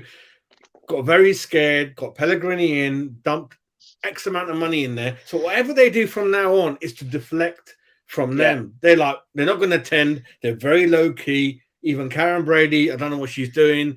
So they don't really want to. The problem is you can't get anyone in really out of a contract now. That's the problem. What about you, Frankie? Like, who do you think, Frank? Mate, and I know it's mad to say it, but I just think for someone who's going to do what we need them to do in this time, it's become, like I say, a survival job. I just think. I think your answer is someone like Dyche. I think Dyche won't take no shit. He will get you running. He'll get you committed. He'll get you sort of giving it everything on the football pitch. And if you don't, you'll be told, well, you just disappear then quite quickly, mate. Yeah, it's just like players like Paqueta, Benrahma. He's wrong for players like Paqueta, but is that a problem though? I'm not sure at the moment. It is. If you're going to score goals, which we need, you need players like that. You need to create and score. Yeah, it's a new or die situation. He would likely go like the Irons analysis just put here. He'll probably go 2 up top. He'll probably be Antonio and Scamacca up top. You know, he'll probably really just try and, you know, just get at teams. And I'm all right with that. It'd get us sorted at the back. I think with the defence we've got, I think Dyche will have us really solid. I think Zuma's coming back. I think Aguerd and Zuma is a real positive. I think them two could make us all pretty steady at the back. You know, I think we are desperate for fullbacks. We know we are, and I'd love to see us pick up a fullback from somewhere in this window, whether or not we can. Because, you know, Cresswell's costing you a goal a game at the moment. Every single game he costs you a goal. You're starting a goal behind just by having Cresswell on the football pitch. So, you know, I don't like digging him out because he's been a good servant to us. But the point is, every single time he plays now, if you concede, he's involved somehow. So it's a nightmare. So I'd love to see us resolve that. I think if you can resolve that, I think someone like Dyche will get us pretty solid at the back. I think he'll get us pumping balls up the top to the big men, and we'll shit us our way to Premier League survival. If he had hot, I wouldn't want him. But the point is, I wouldn't want him long term. If we're going to do it, I'd want to do it on a 6-month basis. And at the end of that, even if he ends up getting you 15th, thank you for doing the job. Now fuck off. Now we need to get the next level manager in who's going to kick West Ham United on. And I know it's harsh and I know it's wrong, but that's what we should have done with Moyes. When he got us to certain positions, we should have gone, thank you. That's great. We're going to give £180 million to someone now, and you're not the man I want to give £180 million to. So we're going to get someone we believe in. Imagine off the back of that last season, you've just been European semi-finalists. You've done amazing. I know it's double hard and it takes a lot of bollocks to do it, but the Premier League form gave you an excuse at the end of last season to say, sorry, Moyes, but that another thing, Frankie. Another thing, the way he was in last January's transfer. Yeah, and that. So you could have turned around and said, if we're going to spend this money, I'm going to give it to a big-time manager. At that moment in time, you could have gone and got a Poch, because you would have said, look at what we're building here. Look at the positivity around this football club. Look Conte at Spurs. Mourinho Spurs. I've never dreamed in my life those boys would go there. I never thought they would ever go there. And Joe, what it is, I'm hearing what you're saying. You're speaking facts. Change your round. Change your round. Wolves and Aston Villa went out and got their manager. They went out, like, they got an ex-Villa manager who won everything, and then they got an ex-Villarreal manager who sort of won everything with different clubs in like Emery. For me personally, I agree with what you said, but we're at a crossroads now. This should have been done 6 weeks ago. The problem is we're running out of time, James. This is the problem, what you just said. I'm with what you just said. Go and getting someone like an Emery to kick you on. I was all for that. I'm just starting to feel like we're just... Yeah. It ain't. I'm probably feeling a little bit too like that because it feels like we've already gone through January. We're getting towards February now, and normally there's a lot more games have been played. But because of the World Cup, there's actually more games left than normal. Like we've not normally got, we've still got 18 games left to play. That's a lot more than what we normally got at this time of the year. So actually, it feels a lot later on than what it is. So maybe you're right. Maybe we can go and get the right manager to kick us on, and it's not quite as desperate as what I'm feeling.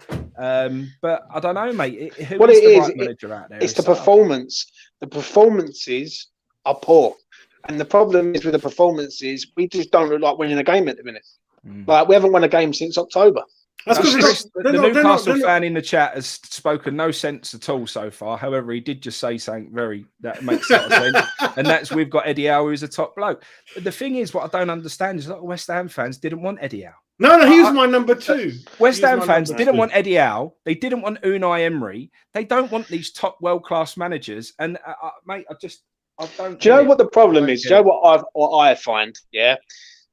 Since I've done the YouTube game, you go around the circuit, you go on Twitter, and you start coming across all these individuals.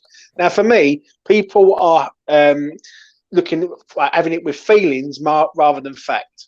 Their feelings are like, oh no, but look what Moyes has done. Look what he's done for us. Like he's a fucking messiah.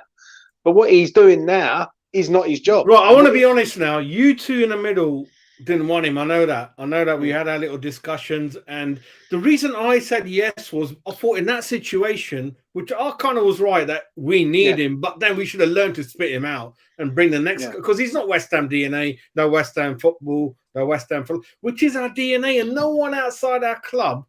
4 people here. We got clear and blue blood, and people can laugh at us. Ha ha! Clear. What the fuck is clear? You will not know it. And I don't care about any other club, 92 club, whatever. I don't know how many clubs they are. This is my club, my DNA, and we are special, right? We 4 people in this room understand that football, the way we want, is so important to our DNA. You know, John Lyle, what you say? The Dockers come. They spend their money. We win or lose, they want to see entertainment. They want to see the tackles flying. You know, no one else knows that when it kicks off, first tackle goes flying in, we celebrate it like a goal. No one will understand that. This is us, and we've lost all of that. Players honestly, Jazz, I think people's mentality has got to change and all.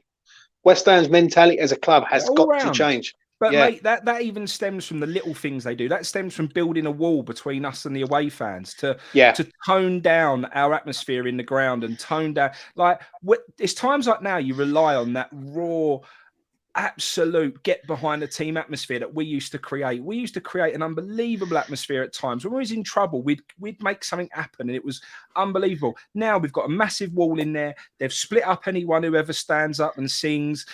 They've turned it into a complete. When we used to rely on the fan base at times to get us through it, all this myth of COVID times were better for us because they didn't have the fans on their backs is nonsense, because we can be like the 12th man many a times, mate. We're incredible. Against Seville, we carried that, we roared that team to that victory. But now we ain't got any of that because the board have watered it down to a point where it's just drab atmosphere over there, mate. I've been Upton Park, right? 25,000. Oh shit, my brick gets kicked off in Newcastle Leeds. I've been there. It means it was like hostile. It was scary. It was like a battle. It was like I remember the Derby 1990 replay.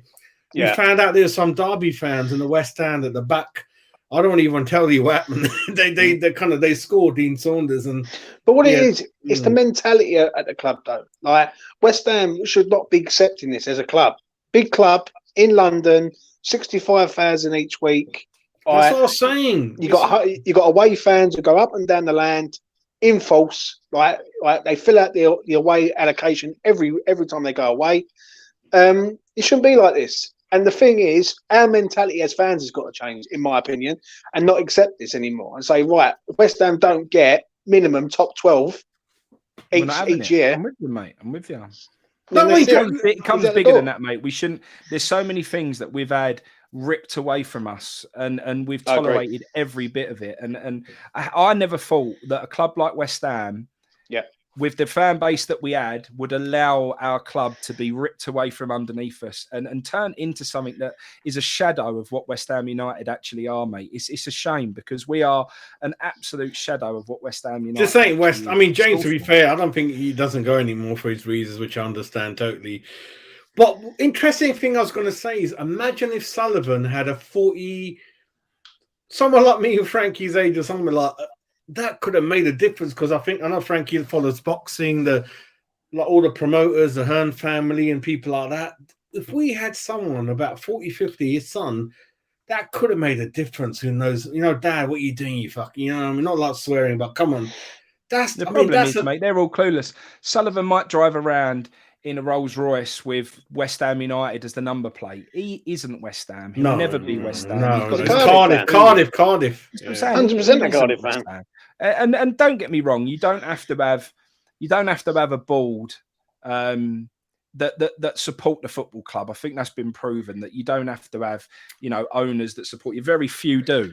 I just want to answer that comment. Sorry to interrupt. Come on, mate. Listen, we are a big club. 980, no trophy, 62,000 every week. All in the family. None of these like you bought. Like these. The old saying is, "We're not in it for the trophies. You're in it for the love."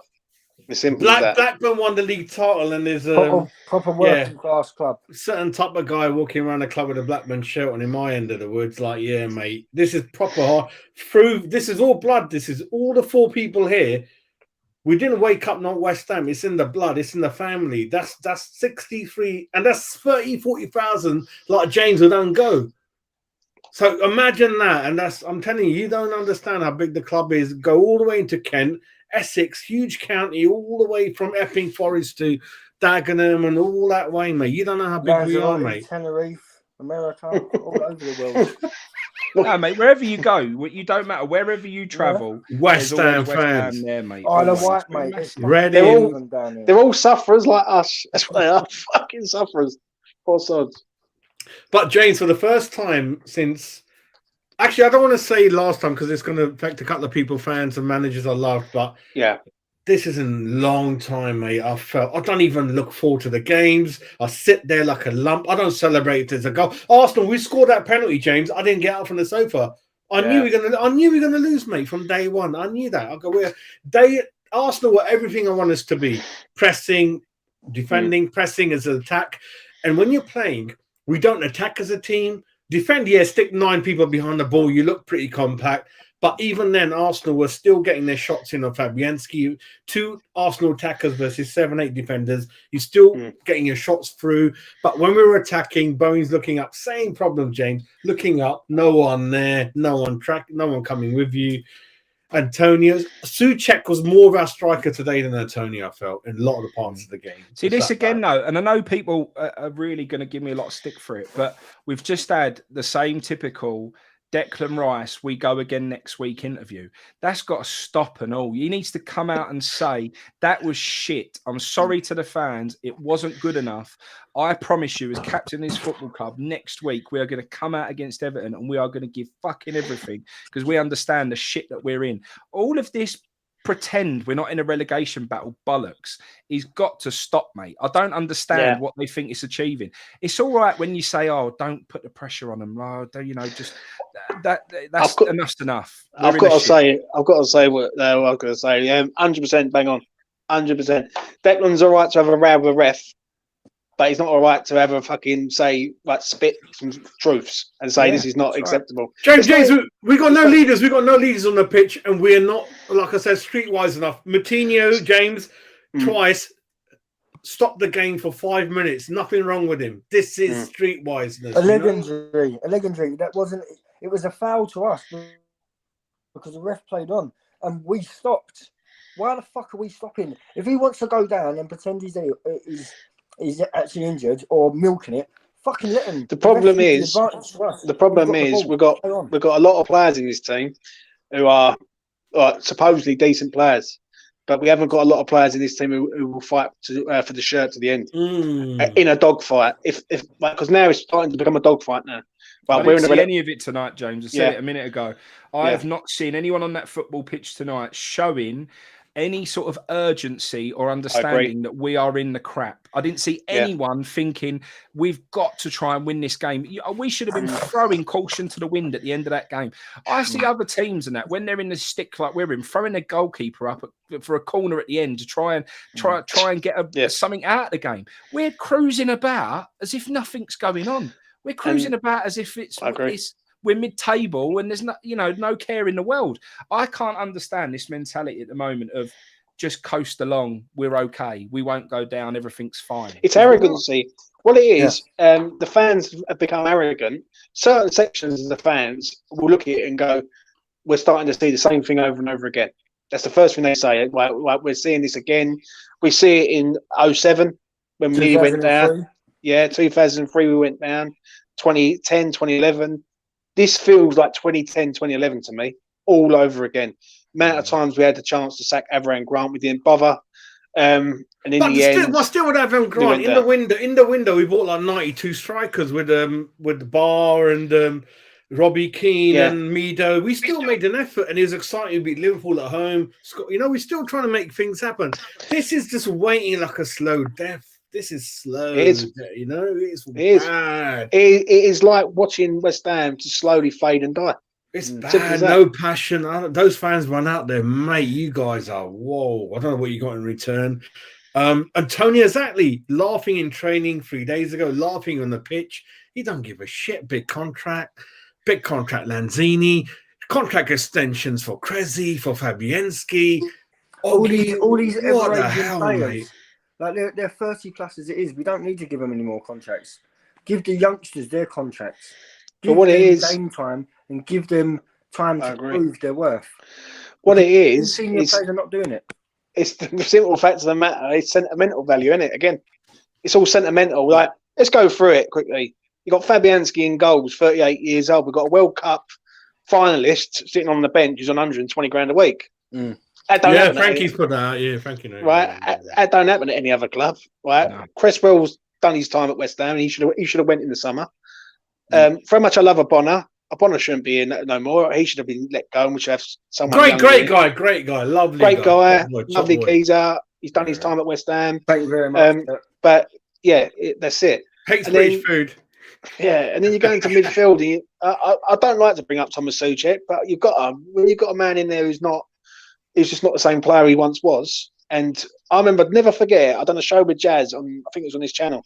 And we turned around and said, well, if you take the goals away from Thomas Souček, what does he really give you? Yeah. And we've started to see it now. Like, where he don't get no goals anymore, it's pretty bang average performances, if not below average performances. Yeah, absolutely right. But the other thing is, him and Kufal, they're good lads. If it kicks off in a nightclub, I think they'll be with you. I think so. They're not. So that's why I'm thinking half a decent manager. There is. I know it's a cliche. I think we've got half a good team here, good squad. But they're just not playing for the manager, James, because when he didn't buy anyone in those 3 windows, the players felt let down. That we've grafted our balls. We've played 60 games in a row for you. Why didn't you buy one? We were ready to win the conference. And then when Krezi did those 2 naughty things, and that's when I lost love with Moyes. When Krezi and I'm like, why is he still in our team? Because this is the difference between Liverpool, Man United. Why they win 30 million player on the bench, and March is when the season used to start for these top boys, isn't it? Because West Ham was sometimes more than likely always be near the top of the league in November, December. Why did these same teams in history keep winning Champions League trophy? Because squad. You could have a little lad on there, 30, but when he comes up in March, when your top boys a little bit suspended, 3 games, bang, Origi goal. This is the difference. Even Antonio said, please, boss, please help me. I don't even want to do it. Leave me alone. The difference is, Jazz, and I say it quite openly, is mentality. Their mentality is to win things and win games. West Ham's mentality is to try and stay in a game at the minute. He's lost the changing room. Good comment. Lost it many months ago. Well, James, when did you want him out? I wanted him after. I'm like, Chelsea game hurt me a lot. Hurt me a lot. I think when we had Crystal Palace and Leicester, I turned around and said it on my channel. I said them 2 games, they are must-win games. Can't lose them. He lost both. He should have been out after the Leicester game. The way I would have done it, you take him out straight after the Leicester game. You have 6 weeks to prepare for a new manager. You could have went and bought someone out of their contract in that time. But if you wanted to go up to Celtic and get Postecoglou, go and get him. If you want to go and get someone out of Sporting Lisbon, go and get him. You could have got people out of their job if you want to pay the money. Yeah. I don't think we can do it now. That's the problem. Well, a lot of people in the chat again. James is from E20 Zone TV. You can see it on the screen. Please subscribe. Please do, mate. He's a nut, but he's a nut like me. Says it the way it is. We don't come in there with politically correct people. We don't know people higher up. There should be no one, Jazz. And I say this quite openly. Yeah, there should be no one defending Moyes tonight. There is if I go on Twitter or go on any sort of social media and I see anyone defending Moyes because of what he's done, then I'm going to be straight and honest right now. Then it's not a West Ham fucking fan. Because if they're accepting this right now for what it is, That's unacceptable. And at the end of the day. one question for you, which I agree with Frankie said, is we are celebrating not winning anything. Semi-final defeat to inferior. If I told you Champions League, you Eintracht Frankfurt Rangers in front of you, I was like, fuck, you're biting your hand off, mate. We are celebrating that. We're pissing the Conference League. We're pissing the qualifiers. What is it to celebrate that you didn't buy anyone and we lost that Champions League by 2 points, then Europa by 1 point to Man United, who actually thought, we ain't going to give you Lingard because you're a threat. And like, what? We can't celebrate David Moore. I mean, come on. You know? It's deflating, mate. It's deflating. Like, listen, he's you go undefendable. You go on other channels. I'll let Ginger speak in a minute, yeah. But you go on other channels and you see other people like defending him. And I'm looking at him and I'm thinking, what the fuck are you saying? I know. I'm not going to say anything because I get myself in trouble. But yeah, I'm not going to go. I'm worried about my own club today. Forget those stinky little. They know who they are. You know, you oily little bastards. Used to work for you cunts. But anyway, yeah. But you know. I could never do that. I have to be true to myself. I have to be honest. It's always like, you know, if I'm talking to you now, you're my house, you're my mate. I cannot I am honest to the truth. I cannot do what a lot of channels are doing. But you've got the same thing, James. Our subscribers, our people in the chat, they are with us and they and touch wood, it goes all right. There's one or few that don't say anything and things like that. But we are honest. We stick to our branding. Ginger, take it away, Gingy. We keep stopping you. Go on, son. He's got a bit of gas. Go on, Gingy. Lanzarote chili in there, mate. Tell us about your holiday. How was your holiday? Take 1 minute on there. How's your holiday? Mate. Oh, hang on. The last day, there's an issue, weren't there? On the airport. What happened there? An issue? Mate, fuck me. I got stranded on my own, deserted in Lanzarote in a foreign country for the first time I've been abroad ever. It was the most scary, overwhelming. You're not scared. Don't be like that. No, what's the matter with him? You ain't West Ham. What are you scared of? We own Spain, mate. We don't know about another country. The fact is, right, and this is how I know the Spanish hate us. Right? They had no help towards me in person whatsoever. They can see. I was trying to explain to them that it's the first time I've been here. I've lost my passport. Lucky that lost in France, son. How do I get? how do I get home? Obviously, they're telling me that you have to go to the nearest police station and then do a report and then get an EDT or. No, what happened to your flight? Why was your flight not going ahead as scheduled? What happened there? That was the issue, wasn't it? I lost my passport, and then this. Change. Come on. And then when I was able to fly, got my passport or ETD. I didn't do that. I didn't do that. Chucked him off. No, but you know, Ginger's like goes on a bit like my mum, innit? Anyway, but not going to say we're too good enough to go down. I'm not going to say that. For me, it's a transfer window dealing, gentlemen, for the 50th time. That's why we ended up in this shit. James, do you agree with that? The mismanagement of transfer windows? Where's Craig Dawson? The best question to ask is, right, we've got a player that we all know he wants out. He wants to go up north, and he's not even in the starting squad today.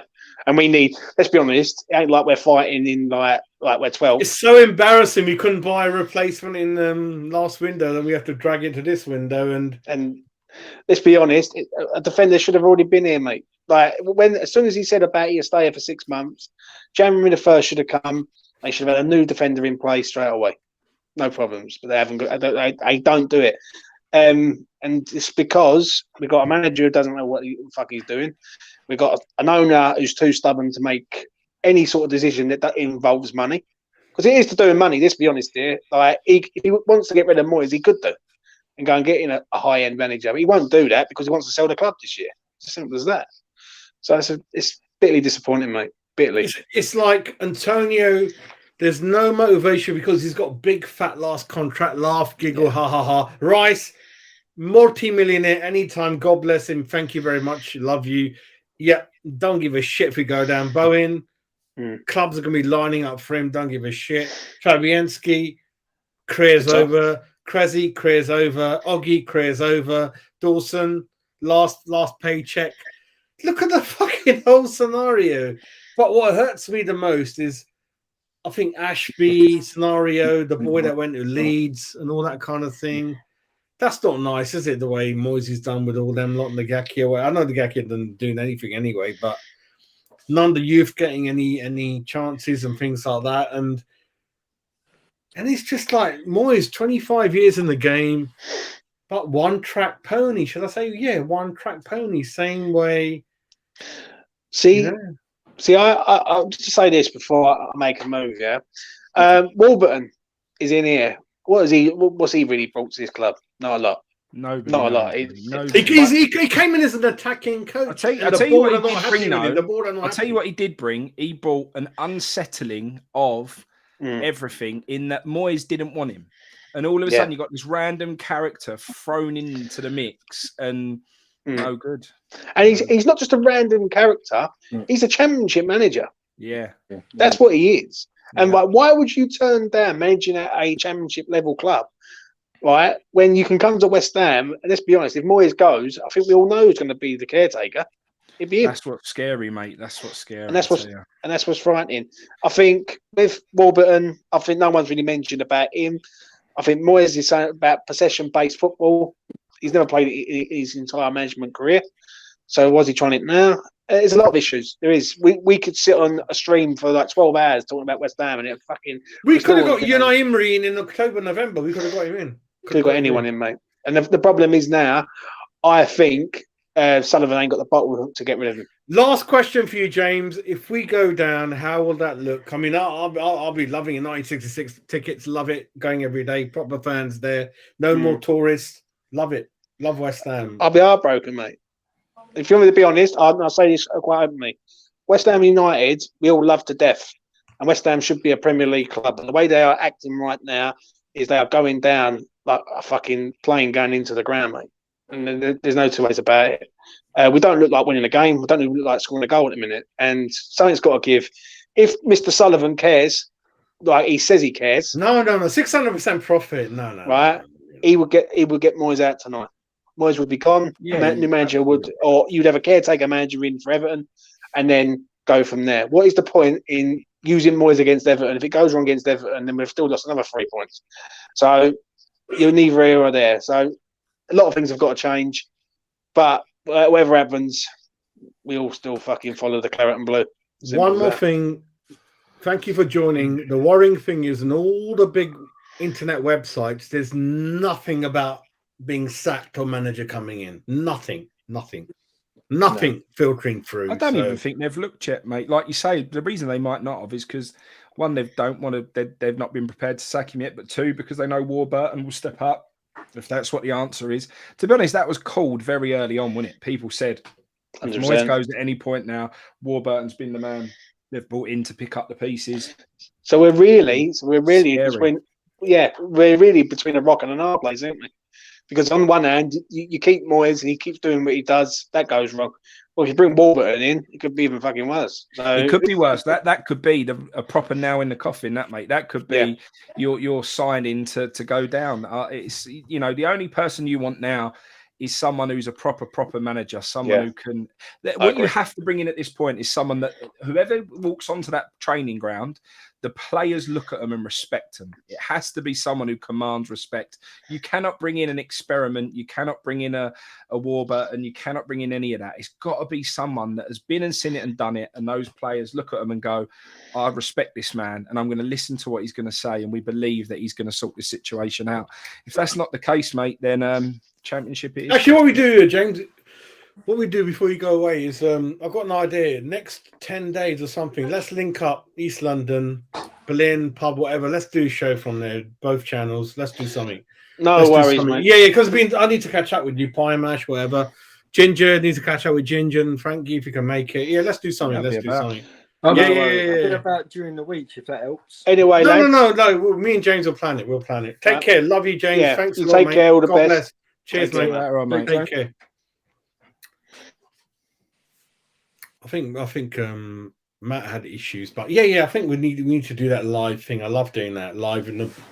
I know the Berlin ain't the same, but I still like to piss about around that area and that kind of thing. I mean, it's a shame you don't like the Queen's Jazz because No, I never went there anyway. No, mate. The chippy next door was like, all right. Well, nothing great. So the But one outside Upton Park Station, you mean, the chippy? Steve's coming with us. He wants to be invited. He's coming along. We'll have Steve's a a legend. I tell you what, Stevie. Right. The history with Steve is I moved from StreamYard to Melon App, and Steve's struggling a bit of how to get on. So I couldn't hear him and struggling a bit. But Steve's, I had the same issues. Remember, Jazz? It wouldn't. Melon App won't work on my phone, so I have to use my missus. Steve, you're the legend, mate. Stephen, be invited, mate. Yeah. Of course, mate. Of course. I'll let you all know. Yeah. Give me 10, 11 days, and then. But I think we should all, mate, and I do think this as well. I think we've all got to get over there for this Everton game, mate. I think we've got a duty as West Ham fans, even if you've not been going, even if you've turned your back on it, even if you have your agenda as to why. I think this is a do or die situation for the club, mate. I really do feel like. I think we've all got to get over there, and we've all got to get behind the team first and foremost and try and get those 3 points. And if we don't, then we've really got to show our discontent of what's going on at the moment and force them to make a change. Because if they're going to sit on their arse and not do anything, then it's up to us. Frank, you have to stop you there. So you think they're not going to sack him? That's no, I don't. I don't. They won't sack him. They haven't got the bottle to. I think he'll be given the Everton game. I do. Well, we just sit outside the training ground with banners and signs, and then go up to go to the game at Everton. This is a joke from Steve. He always wanted me to try jelly deals. I probably will then. I probably will, but I ain't gonna like it, mate. I ain't gonna. Ginge, have you had it? Jelly deals? No, mate. I don't like the look of them, so I won't touch it. So Steve's like got it in for me now. I've got to try it. But Frankie, ever tried it, mate? I haven't, mate. I said this to you the other week that I haven't, and I really, being an East End boy. Is your dad? What does your dad say? Nah, do you know what it was, mate? My granddad used to chase me with seafood when I was little, and he scared me off seafood for life. He used to get prawns and have me running around the whole front room. He used to proper petrify me with them. So I don't really go anywhere near any sort of seafood, if I'm honest with you, mate. I had that when I was a kid. Prawns, fish and chips, none of that, nothing. I like a bit of cod and chips, mate, and that's as far as I go. I don't eat prawns. I didn't know that. Wow. I don't eat none of it, mate. No. Wow. I don't eat, no. Do you remember the old CRU clubs that you used to go in? Yeah, and you'd have the seafood man and the seafood lady come round. And I remember the first few times they come around, and my mum and my stepdad used to say, "Oh, try this." And I'm like, "What the fuck is that?" Like, prawns, mussels, cockles, all this seafood. I've had cockles, they're all right, yeah, but I'm not too overkill. Me around the whole place. The thing is, I've tried caviar, I've tried lobster, I've tried Dom Perignon champagne. I think it's just shit, mate. I think it's just bollocks. It's not for me. Mate, have you had crab on chips? I love crab. Crab. Is it white crab or brown crab? White. Right, have you had brown crab? No, never had brown crab. If you like white crab, try the brown crab because one's... Was that from India then? One's sweeter than the other. Oh dear. No, it's fine. I get away with it. It's cool. Mate, I completely missed that because your sound went out. I said, is that from India, the brown crab?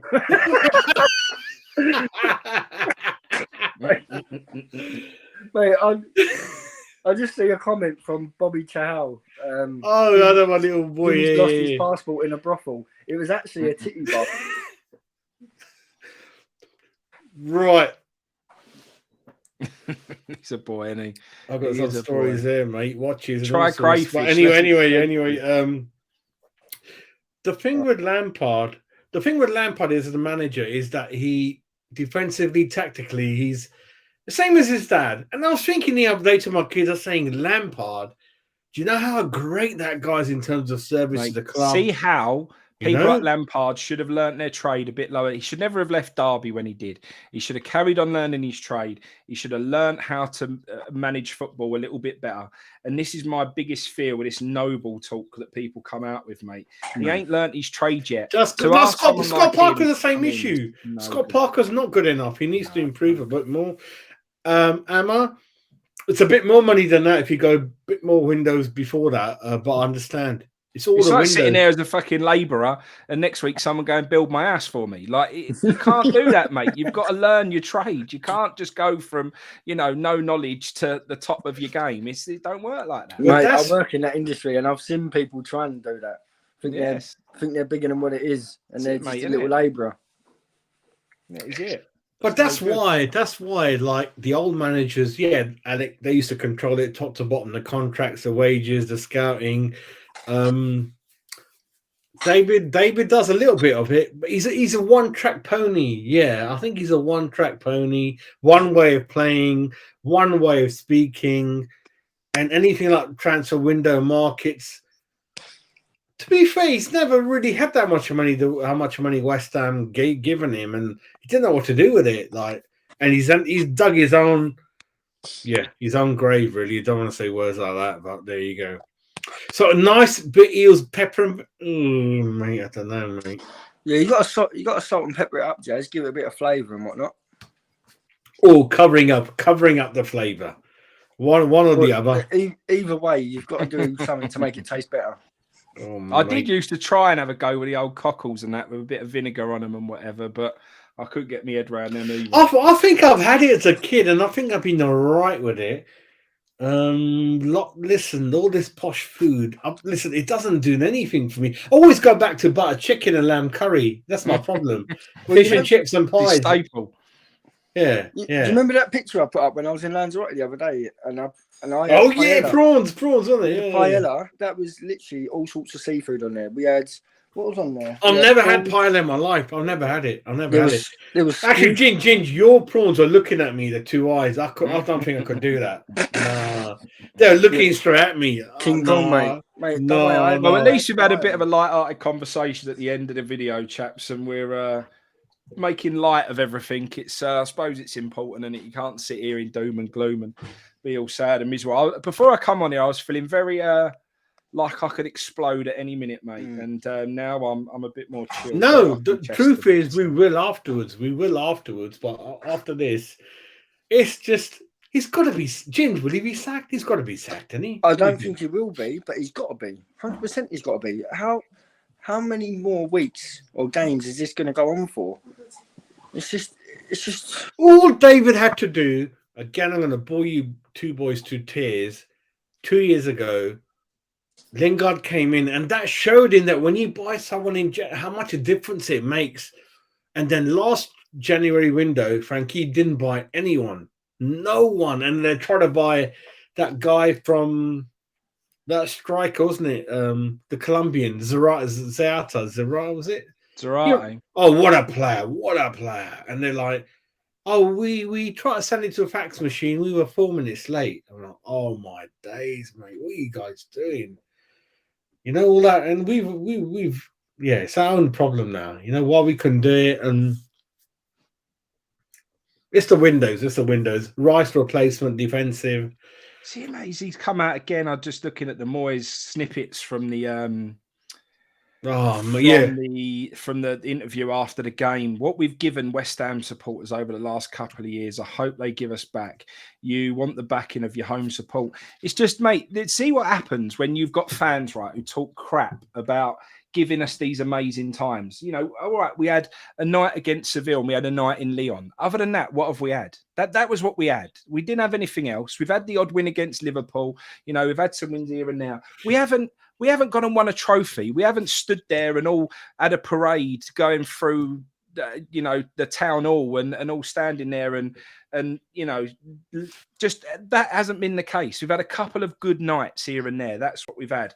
And now everyone's latched on to this sort of narrative of, what we've given them. I don't sit here and feel like my life has been fulfilled as a West Ham fan over the last couple of seasons. I can tell you that. It's been the same old story, no success, no trophies. And it's been nice to not be looking over our shoulder, and it's been nice to have a little bit of a European adventure. But I do not feel like he has given us anything that suggests we shouldn't get rid of him right now. And that Alex has just said it. Didn't realise a semi-final was a sign of success. It's not. Leicester made it to a semi-final.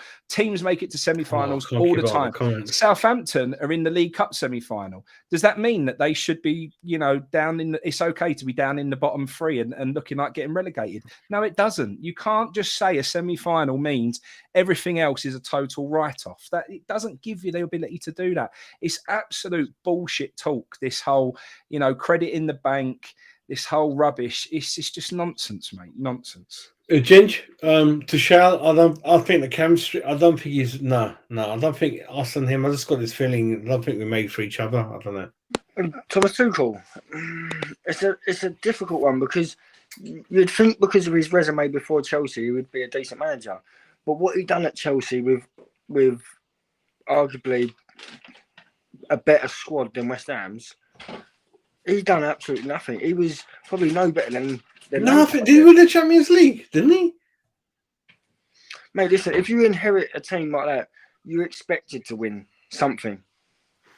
Expected. I'm not being funny, mate. I think he's one of the top 5 managers in the world. But then he lost it. But then you could say he lost the dressing room, and he done absolutely poor with the same Chelsea squad.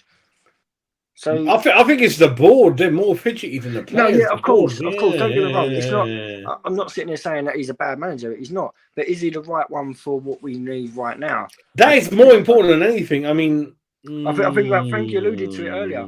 We need a manager that knows how to get into a dogfight, roll his sleeves up, and will go at it.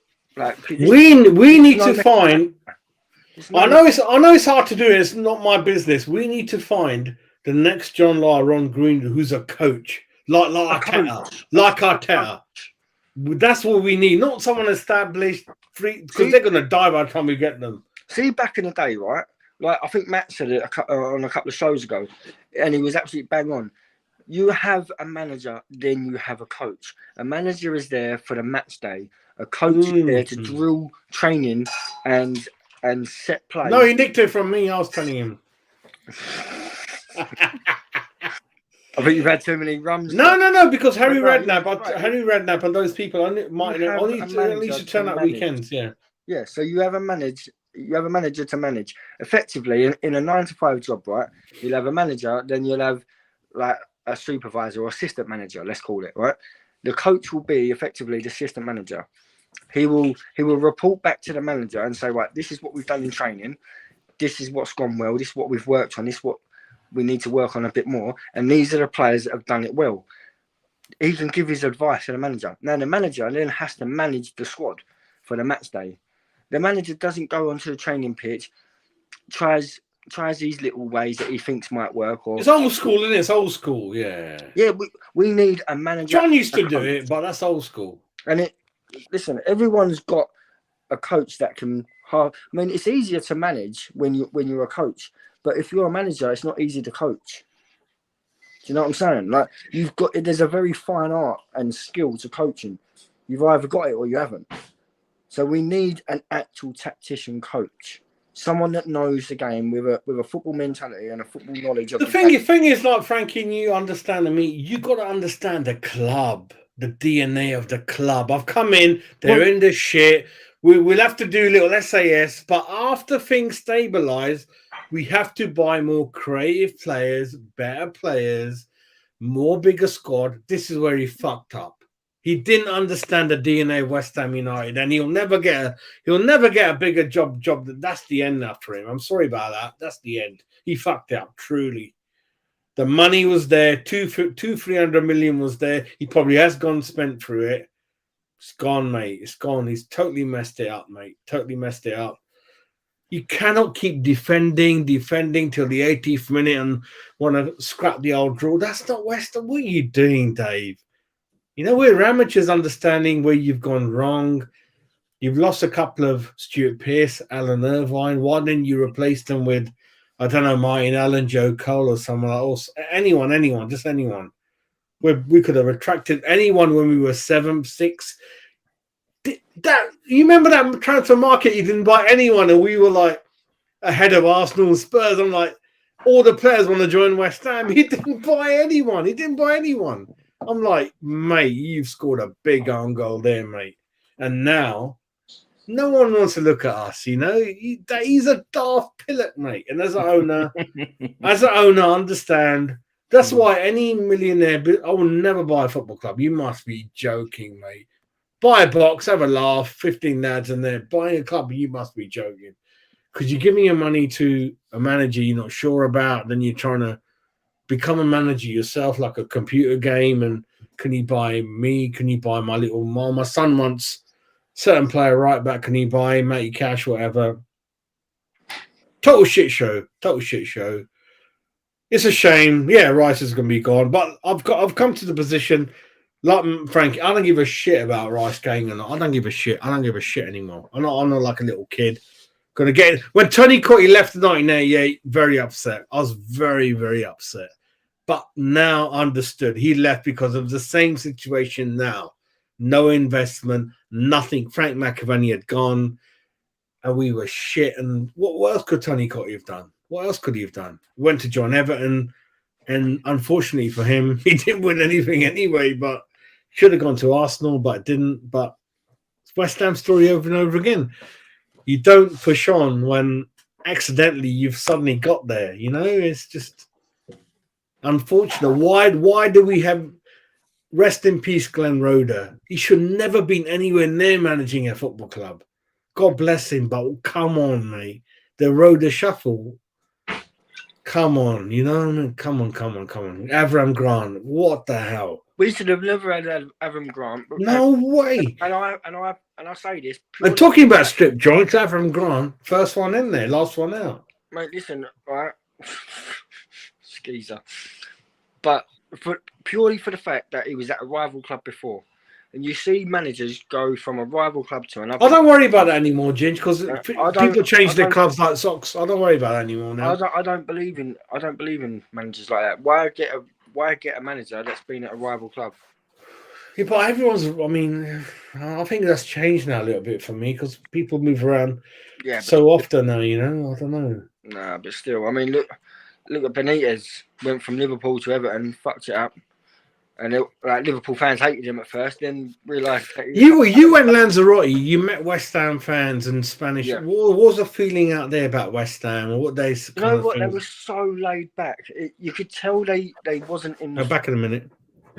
You can tell that the fans out there, the Lanzarote Hammers that have emigrated over there, they haven't had that London feel to the club. They haven't been for a little while, or they don't get what it's all about. They've seen the good times in the last 2 years in Europe, and they think it's all hunky-dory, and that things need to be better.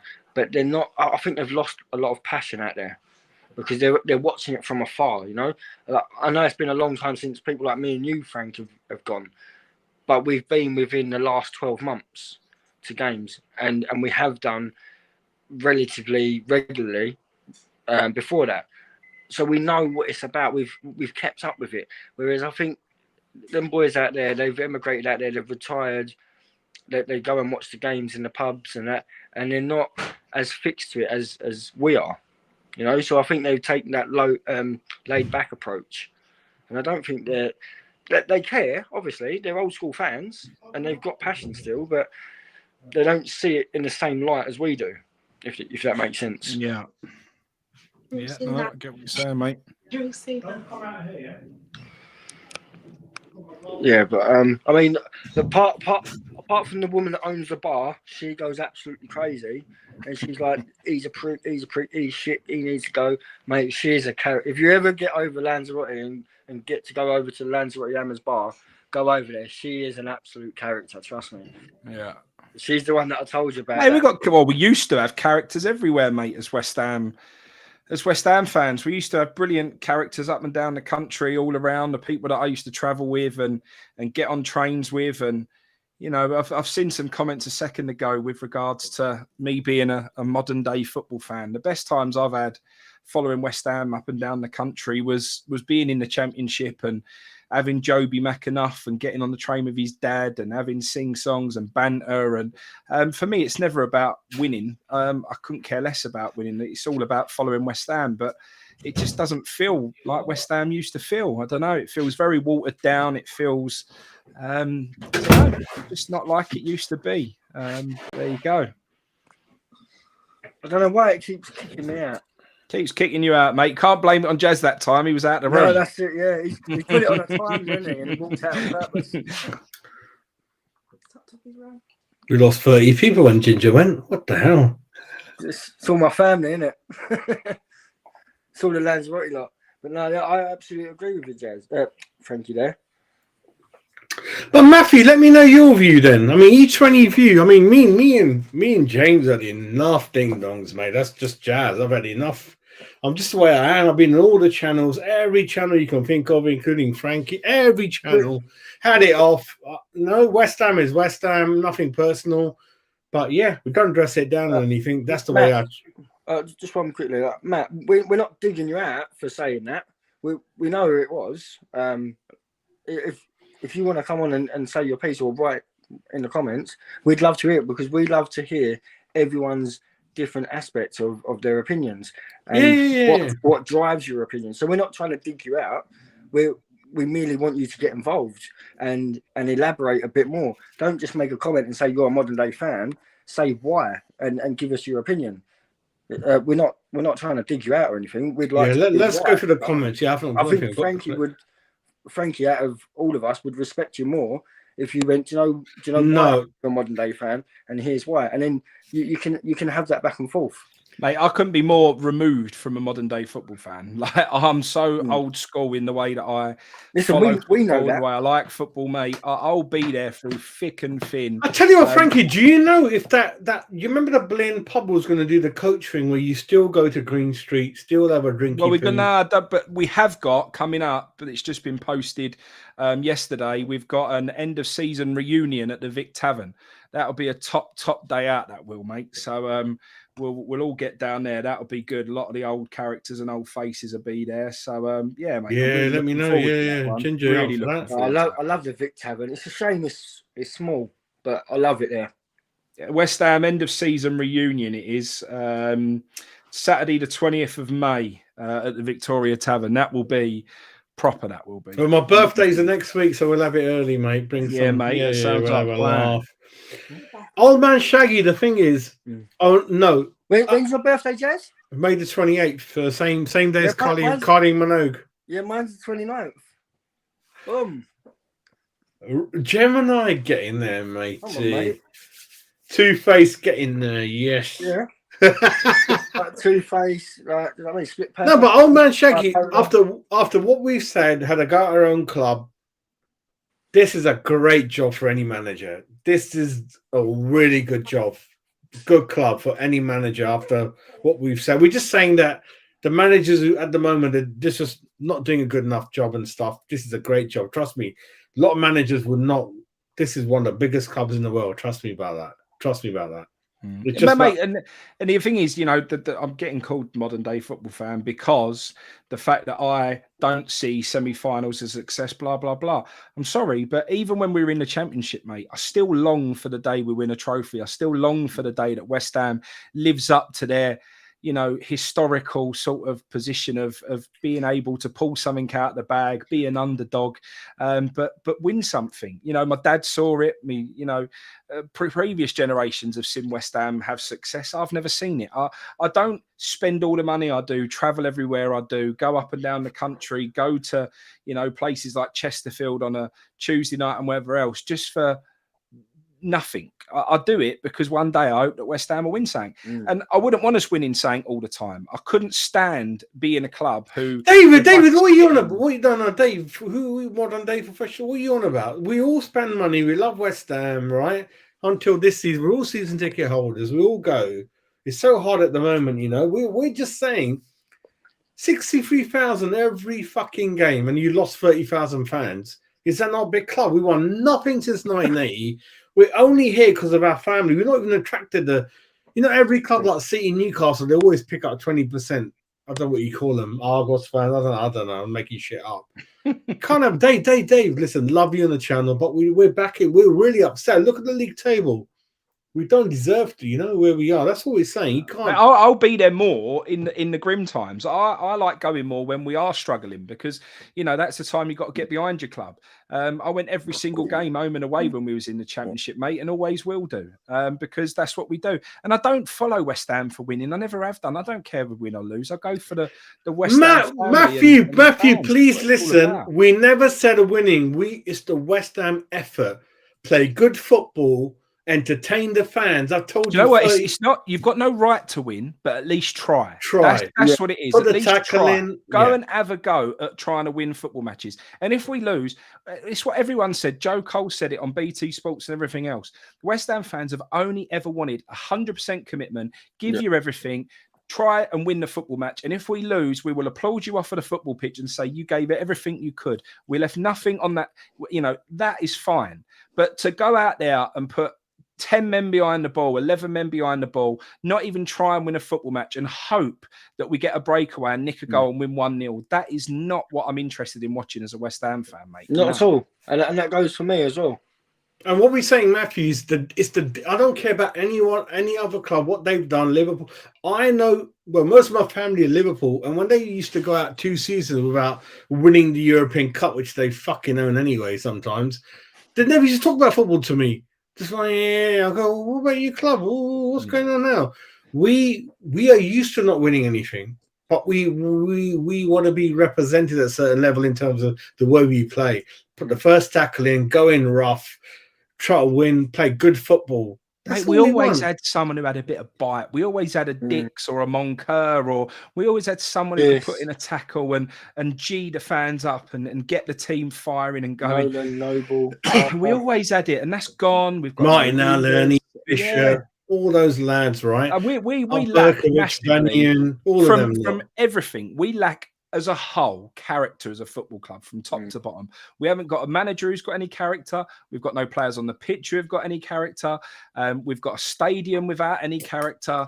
Just all round, we lack character as a football club, just massively at the moment. It's and West Ham had more character than anything. We were just something that people wish they were, and people would come there and say what an intimidating place that was to go, and what an atmosphere. And I used to be proud to take people, along to West Ham games and everything else. And mate, it's gone, isn't it?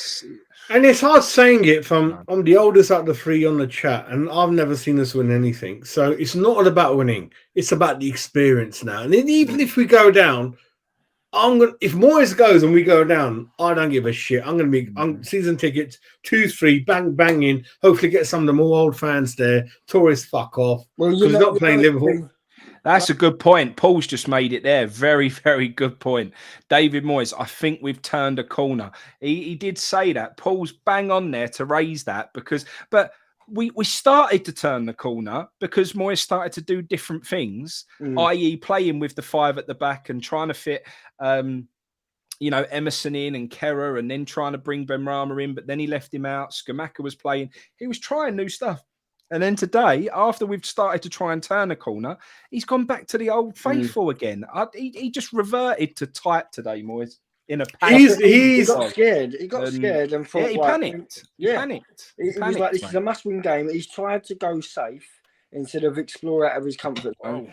When his comfort zone just simply hasn't been working in the past. Ginger, what you do is you use a person for certain situations. So when he kept us up, you give it to someone like Harry Redknapp saying, here's the keys, here's the more money, we're no danger going down, we're about to win something. You got Rice here, you got Bowen here, you got Antonio here, you got all these players, Zuma and all that.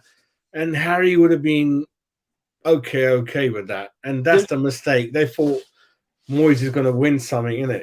Do you remember the days of, and it wasn't that long ago, to be fair, when we'd start Skamaka up front, we'd bring on Antonio for Skamaka, but he doesn't even have to do that. But he brings on Antonio in the 70th, 75th minute. Antonio's got full of energy, he's full of beans, he's hungry, he wants to prove something, and he'll come in and score goals.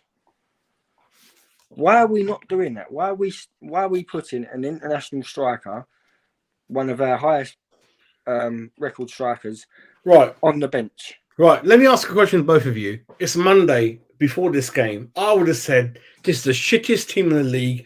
fucking 11 goals in 19 games, 2 up front, Ben Rama in the team. I want Paquette in the team. I want Skamaka in the team. I want Antony in the team. We're gonna go for it. This is West Ham. We're gonna go for Ben Rama, all of them, all the creative players, all the strikers. If it doesn't work out, we'll quickly find out, but at least fucking go for it. I'd have Ben Rama behind the 2 strikers and have Fornells as your workhorse wide man, and then arguably Bowen, Declan Rice in the middle on his own. Why are we playing? Well, Martinho and Nevers are quite crafty, so we'll think about it. Yeah, you've got to be careful.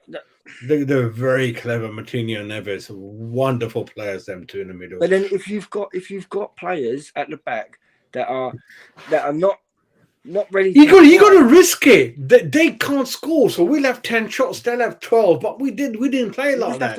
We didn't do anything today. I'm like, what the hell's going on here? We lost.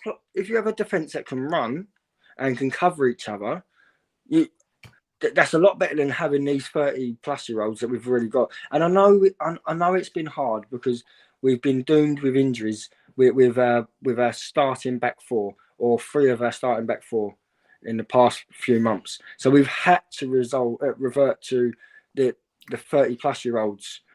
I know it's been hard, but now we're starting to get some back. Put them in. Aguerd, Kera. Yeah, I know Kera's been absolutely dog lately, but can he do realistically? Can he do any worse than a 30-year-old that can't run and chase the game?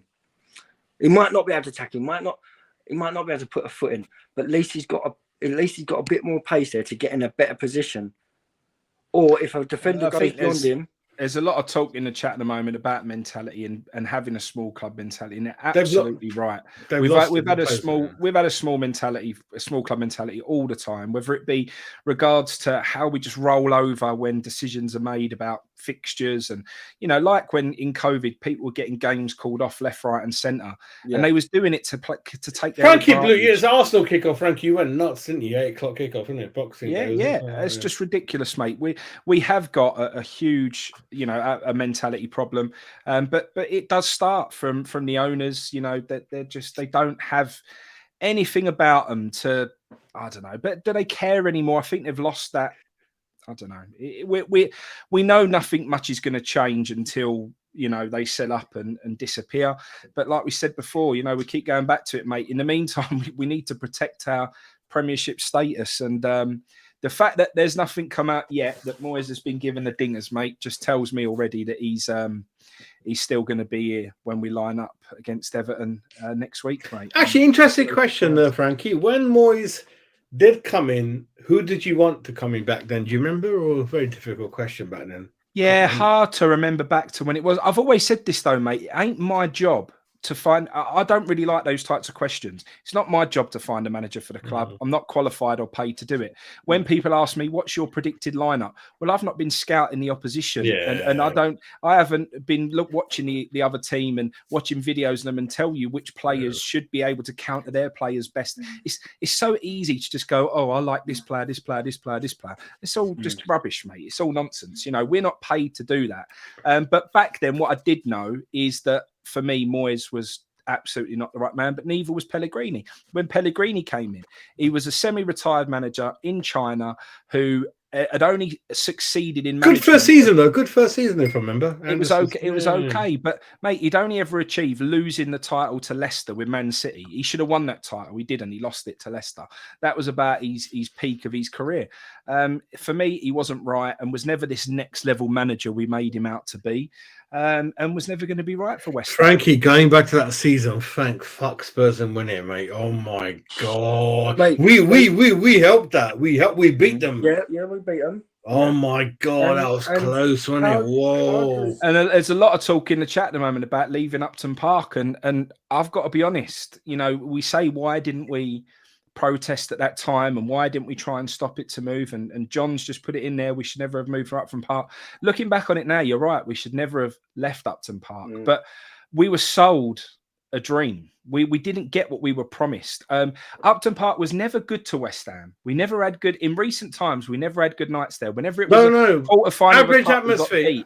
Whenever it was, we always come unstuck at Upton Park. It wasn't a good place to us. No, it wasn't. And that's why people used to say the bowling curse and all of that. It was never kind to us. And I did feel like with what we was promised, we would go somewhere else and we would have this opportunity because it was hard to get tickets. We was always struggling. I thought we was going to have a really, really good modern day football stadium with more West Ham fans singing bubbles. I thought we was going to be walking through the shopping centre before match days, all singing. I thought we'd all be in the pubs. I thought it would be like, when you go to like Wembley and everyone's outside the Globe. I thought all West Ham fans would be outside the pubs in the shopping centre. We'd all be singing under the thing. We'd all be cheering. I thought that's how it was going to be. And then all of a sudden, in reality, we get there and we've got a 2-bob stadium that's not anywhere close to the pitch that's built on scaffolding, and we're not allowed in the shopping centre because they don't want us in there. So it all completely unravelled, The thing was we're told to shut up as well when we're walking through there. No, the thing. Go back to Upton Park up to 1986, 87. Amazing. Whoa! Every team. Check our record against Man United at home up to 1987. Hardly win. Do them in. Aggressive. Whatever happened on the terraces, I'm not getting involved with that. On the pitch, off the pitch, well, wow. 1973, Liverpool bring 100 fans because they go, I don't want to know. No, I'm not saying that's wrong or right, whatever. Really, really, close to the pitch. Every player from the 1980s, Graham Souness, Kenny Douglas, don't want to go West Ham. No, mate. Very too aggressive, very hostile. Then, due to the board management not spending any money in 87, 88, 89, 90, we lost Super Cotty. We lost. It's downhill from there. 86, 87 with 2022, 2023. Hopscotch and just trying to. It all went downhill from there. You never invested at the right time. And then, Frankie's right. From Frankie's memory, because he's a lot younger than me. Yeah, Upton Park wasn't a fortress anymore due to not enough investment, losing the players. We even beat Aston Villa to go to Wembley and ended up fielding Emmanuel Omniimni and having to replay the game and then getting done on penalties, mate. It was never kind to us. The 2 times we played Arsenal in the quarterfinals of the Cup and we got beat both times. Any time we had a big on penalties, other than the Ipswich game where we obviously got to the playoff final. Other than that, it wasn't a kind place to us, Upton Park. It wasn't. It would have been, but what I would say is that the ground and the fans are on one side, but the owners, we never had good enough owners that great club deserves. And when you do spend money, when you buy full parks as a record goalkeeping fee in the world, when you buy Ray Stewart, which is a record teenager fee in the world, you can see what it gets you. It gets you the 1980 FA Cup final. It gets you the 81 League Cup final. It gets you 3rd, 4th in that league. But as all the players will tell you, in all the areas that recently, thank you to you, that we met, they all tell you that, Jazz, we were there, but to get the push, did we, financially, to go and smash them. Phil Parks will tell you that, Jazz, he will tell you that, forget the 85-6 season, 2-3 years before that, if we only had a bit of a kick up the backside before that, we would have won everything. We would have won it if the board had spent the money in the right time. But that is the history of our club. But then, mate, anytime we've got chance to kick on, we mess it up every time. Anytime you sit here thinking West Ham can really push on now as a football club, we make an absolute mess of it, and we always do, and it is frustrating. But like I said to you, mate, when we used to be at Upton Park and we never had our day, I still loved it. I still loved supporting West Ham, even when we got beat. When it was up. Well, what's the history with you? What's the history with your family? What? How come you West Ham, East London? Because, with your family, what's the history of West Ham like? Were you from the area or? We wasn't, mate. We were, but sort of wasn't. We wasn't actually East London people. We was always Woolwich, mate. We were south of the river. But at that time, people used to just walk through the Woolwich Foot Tunnel and get the 101 bus down to West Ham. So we was always Woolwich, mate, is where my family were from and where I was brought up. So yeah. I think John, you're right. I think if they built that East Stand up, you could get, what do you think, 45, 50? I don't know, 50 would have been stretching it a bit. I don't know, 46? Mate, yeah, I think 45 would have suited us. I think at that time, I think that would have been about right. That's why I think that's one of the biggest problems with the new ground. It isn't just the way it's built. It isn't just how far away from the pitch it is. It isn't just any of that. It is just the fact that we're so watered down because we've got so many tourists in there, so many tickets given away to Newham. We've got so many people in there that are not West Ham people that it doesn't help things, mate. It doesn't help the atmosphere. It doesn't help the getting behind the team. It is. Well, I'm going to get into, I'm going to get into trouble anyway. I remember Upton Park, West Ham, Man City. Those tickets went to a certain section of East London, and Frankie knows. And when City scored, they jumped up. And these are free tickets they're giving them in the back of the, and back in your dad's day. Oh no, you'd be turfed out. But that's why I love our club. I don't want to be politically correct. I don't care. I love what our club stands for. We're not Fulham Football Club. We're not Arsenal, Spurs. We are West Ham for a reason. And that's the thing. You mean, Frankie? We hate fans trying to apologise over certain. You can't say that on Twitter. It's West Ham. It's West Ham. It's West Ham. The boys, my family, my dad be coming soon. Hopefully come on the channel. We're going to love it. We're going to love it. Hopefully get your dad on. Because I think your dad and my dad. Today, mate. He drove down. And no, my dad started going in 74. 74. So I don't think he's that far away from you, old man. And we need to get old Ginger Steve on, mate. He's proper old school. He is. We need to get him on. He done a few videos with you. Done a video with him on the Claret and Blue Army channel before. He's Stato, mate. He knows every single person who scored and what minute they scored and everything else. He's been going every game without foul for years, mate. So and he was more your sort of time when you used to go. He's about your age. So I started going in 89. Dad was from 74. And my dad missed my first birthday party because of West Ham game. He's nuts. And 1981, semi-final, all those stories about what Dad used to get up to. But it's just, I've had enough. I'm sitting there in front of a TV. I'm not entertained. I'm not like, I can't remember a lot. Oh, God, it's been a while, Frank. It's been a year since I'm like, are we going to win? Yeah, we're going to win. I know we're not going to win. It's been a year. I know we're not going to win. I think John Lyle was the last time when he got sacked. And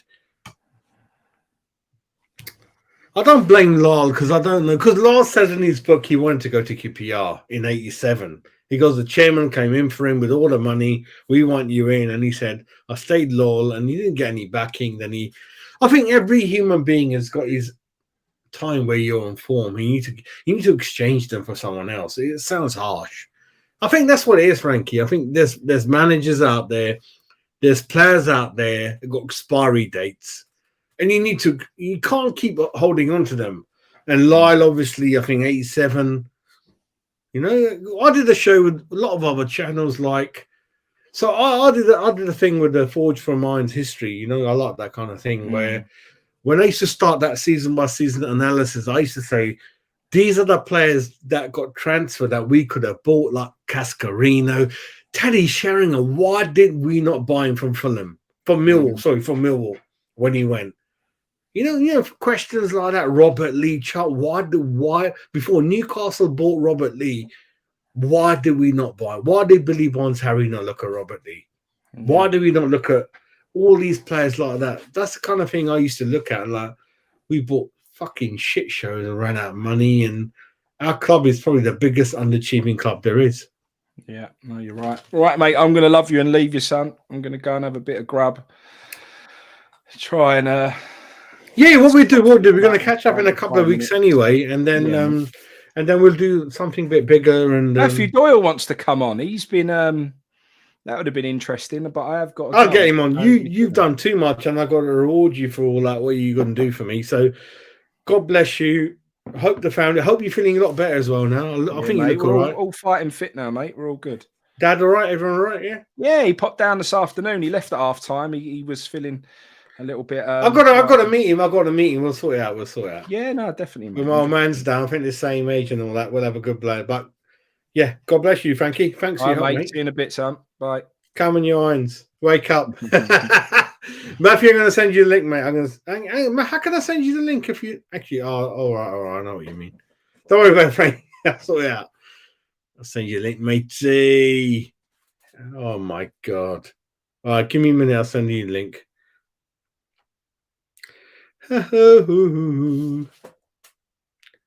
Yeah, I'll send it to you in a minute. Let me get on the chat. Hang on 1 minute.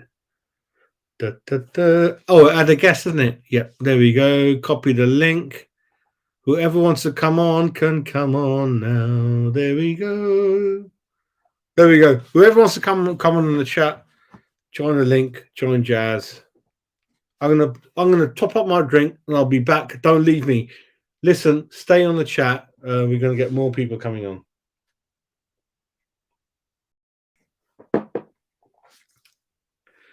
It's West Ham United.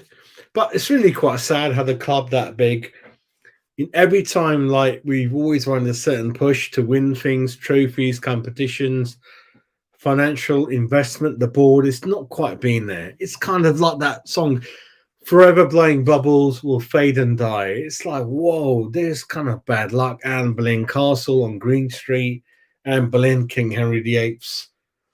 Many wives got beheaded. It's like that bad luck. It's bad luck. Jimmy's joined in. Johnny, how you doing, son? I hope it's going well, mate. I'll tell you what, Paul Allen. I can't hear you, can I, Steve? I can't hear you, mate. I can't hear you. I can't see you. Can you hear me? Steve, you still got the same issue, mate. I can't hear you. Naughty boy. It is a curse, mate. Yeah, it is a curse. It's like, what's going to happen? Bubbles fade and die. You remember the Iceland money? There's the people coming in with money, and suddenly we got the 2008 banking crash. They lose all their money.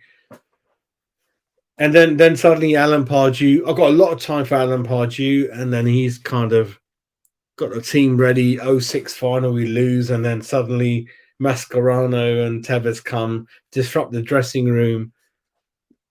How many times can he make this shit up, you know?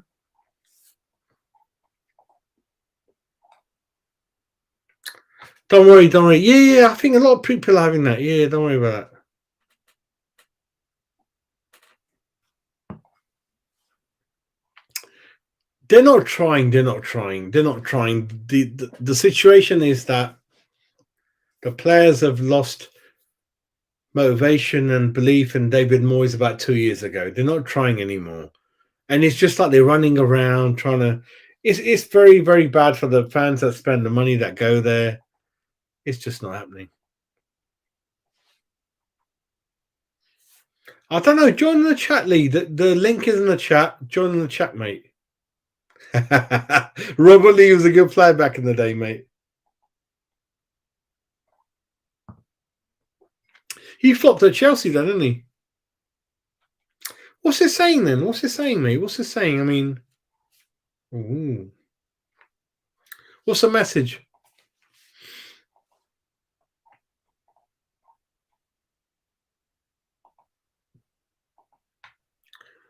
So many people in the chat still. That's the situation. 3.5 years, 7 transfer windows later, got Fabianski in goal, Cressy, Kafal, Oggy, and Tony up front. Come on, mate. That's not good enough. That's not good enough. And the board have given them enough money, you know what I mean? There you go. I remember Tony Gell on Sky Sports, John. He's like flabbergasted. Like, this is like world-class players. What's going on, mate? I know. Chocolate. They used to call him Chocolate. See what you can do anyway. See, yeah, put your questions in there. The chat's in the link. If you want to come on, let me know. But for me, it's getting really, really bad. Really, really bad in terms of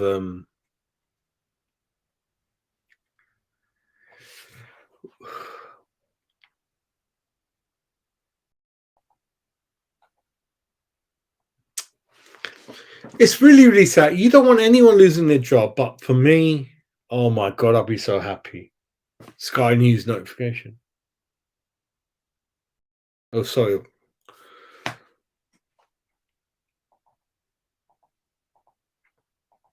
No. The thing for me is that many months since October. So imagine you beating Chelsea 1-0. Like, watch my video, West Ham beat Chelsea. I'm very ashamed of it. I swear a lot. I lose the plot. I'm not happy about it. But I never followed West Ham for being defensive. We're home to Tottenham. I was there at the ground, and we're just standing back. We're at home, 7-8 people behind the ball. We're just waiting for Tottenham to come onto us. They've got no confidence on the Conte. We're just waiting, and they suddenly go ahead. And I'm like, I was completely embarrassed, completely shocked. This is not my club. This is West Ham. So when you're at home, especially Tottenham, you attack. You attack from the day one whistle. For fans will follow. They'll support you. You do not just sit there with 9 people behind the ball and wait. And they're like, "Are you going to come into us? Or are we going to go?" It was embarrassing. One of those moments like that sticks in my mind. Semi-final Europa Conference. Let me get rid of that because James has gone with respect in it. 1 minute. Let me just hide that thing that keeps coming out. 1 minute. There we go.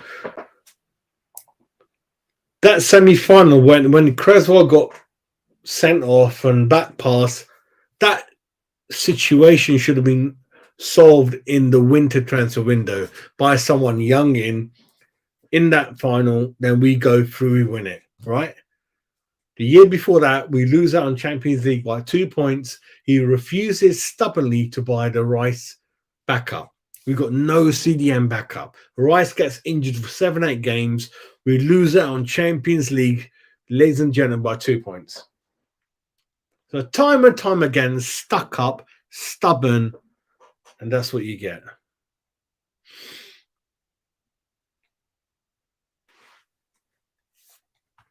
Absolutely pathetic.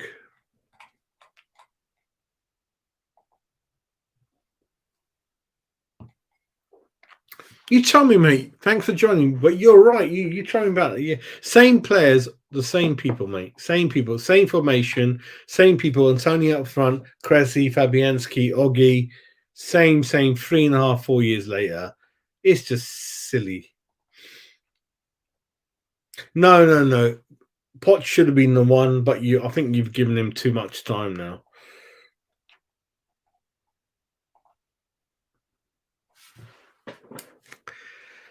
I think the players are half decent. I think Paqueta, Bowen, Rice, but you've got to sell Antonio. Why have you given a year extension to Creswell, to Fabianski, people like that? It's just totally ridiculous. You got to buy wing backs. I keep saying in my videos, wing backs, not fullbacks, wing backs. Spend more money, but you haven't done that. You bought 25 million you wasted on Emerson, on Kara, absolutely useless, that you don't even pick them yourself. So give a bit of slack to the board. As an owner, when you're given 25 million, 170, 180 million, and you're not, Skamaka's on the bench, Kara's not playing, Emerson's not playing. So, we always keep having a go at the owners. If I was an owner, I'm like, I would have gone ballistic, mate. Empty Bacardi bottle of rum straight in the head, mate. Get out of here. Here's 5 million. Fuck off out of my club. Fuck off out of my club. Piss off. Do you know what I mean? Fuck off out of my club. Stubborn little fucking twat. Messed the whole fucking club up. Totally pissed off at it.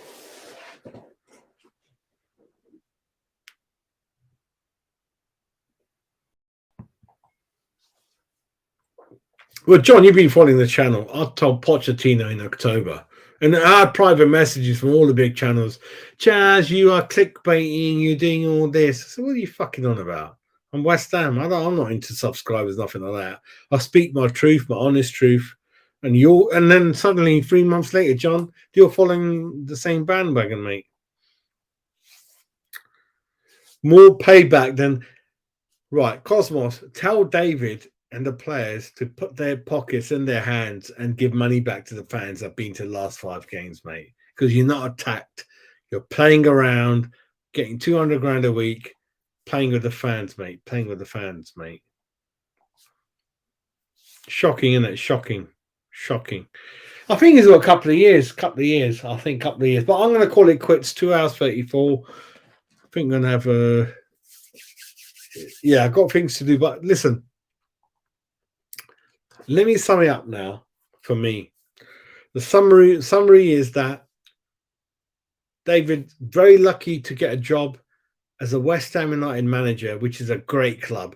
I think if you look at the financial stats, we're easily in the top 20 biggest clubs in the world. That's an amazing stat, 65,000 fans.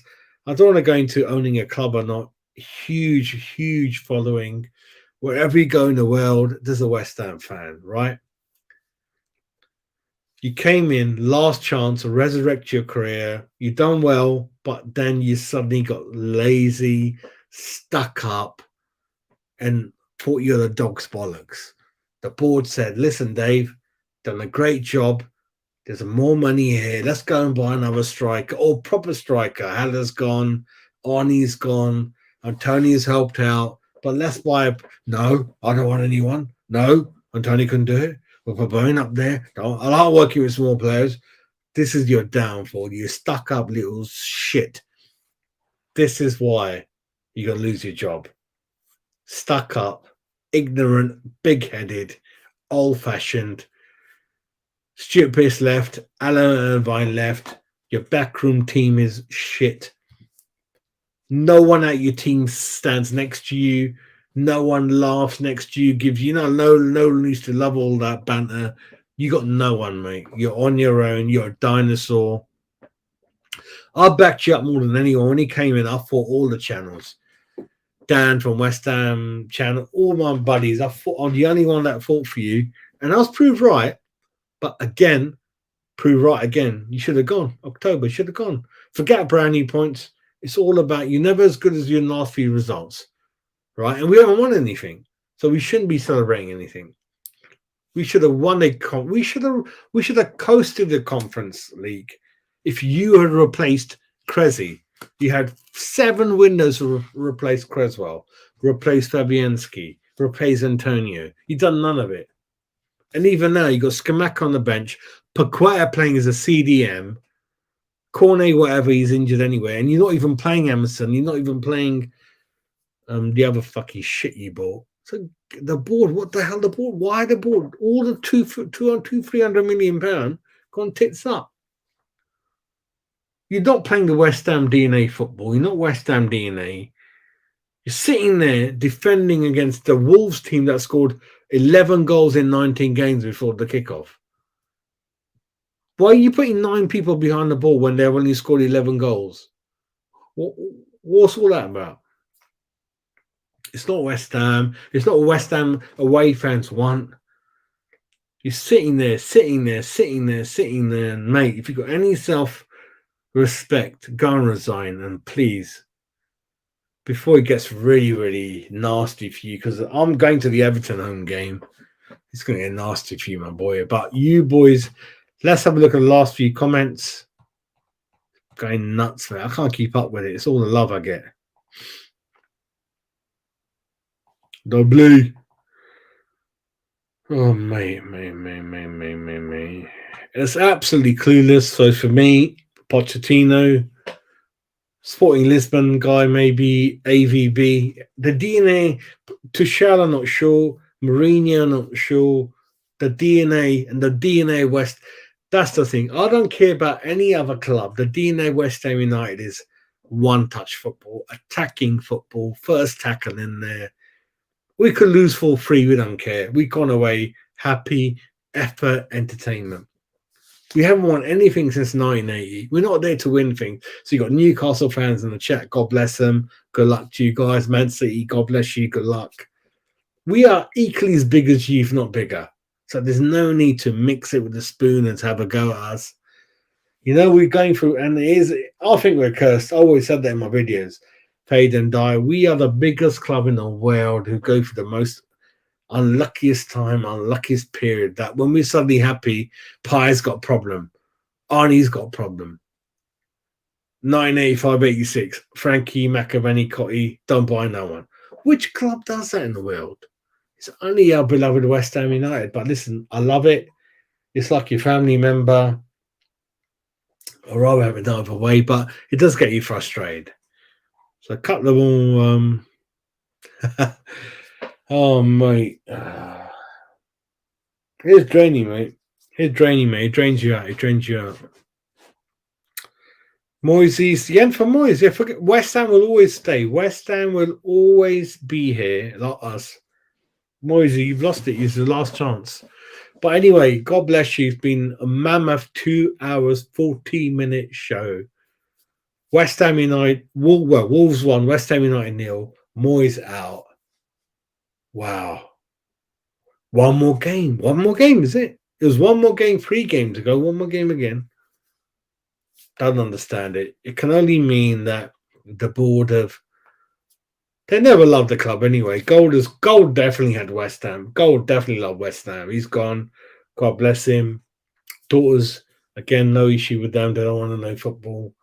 Sullivan's Hitler now, running it on his own. Don't care what happened. Daughters always a yes, no, whatever shit. It's worrying times. But it's West Ham in and out. We go down. I don't give a shit in a way. I always be West Ham. In a way, it'd be perhaps more hardcore fans back in the ground and all that kind of thing. Price a bit lower. I'll be there.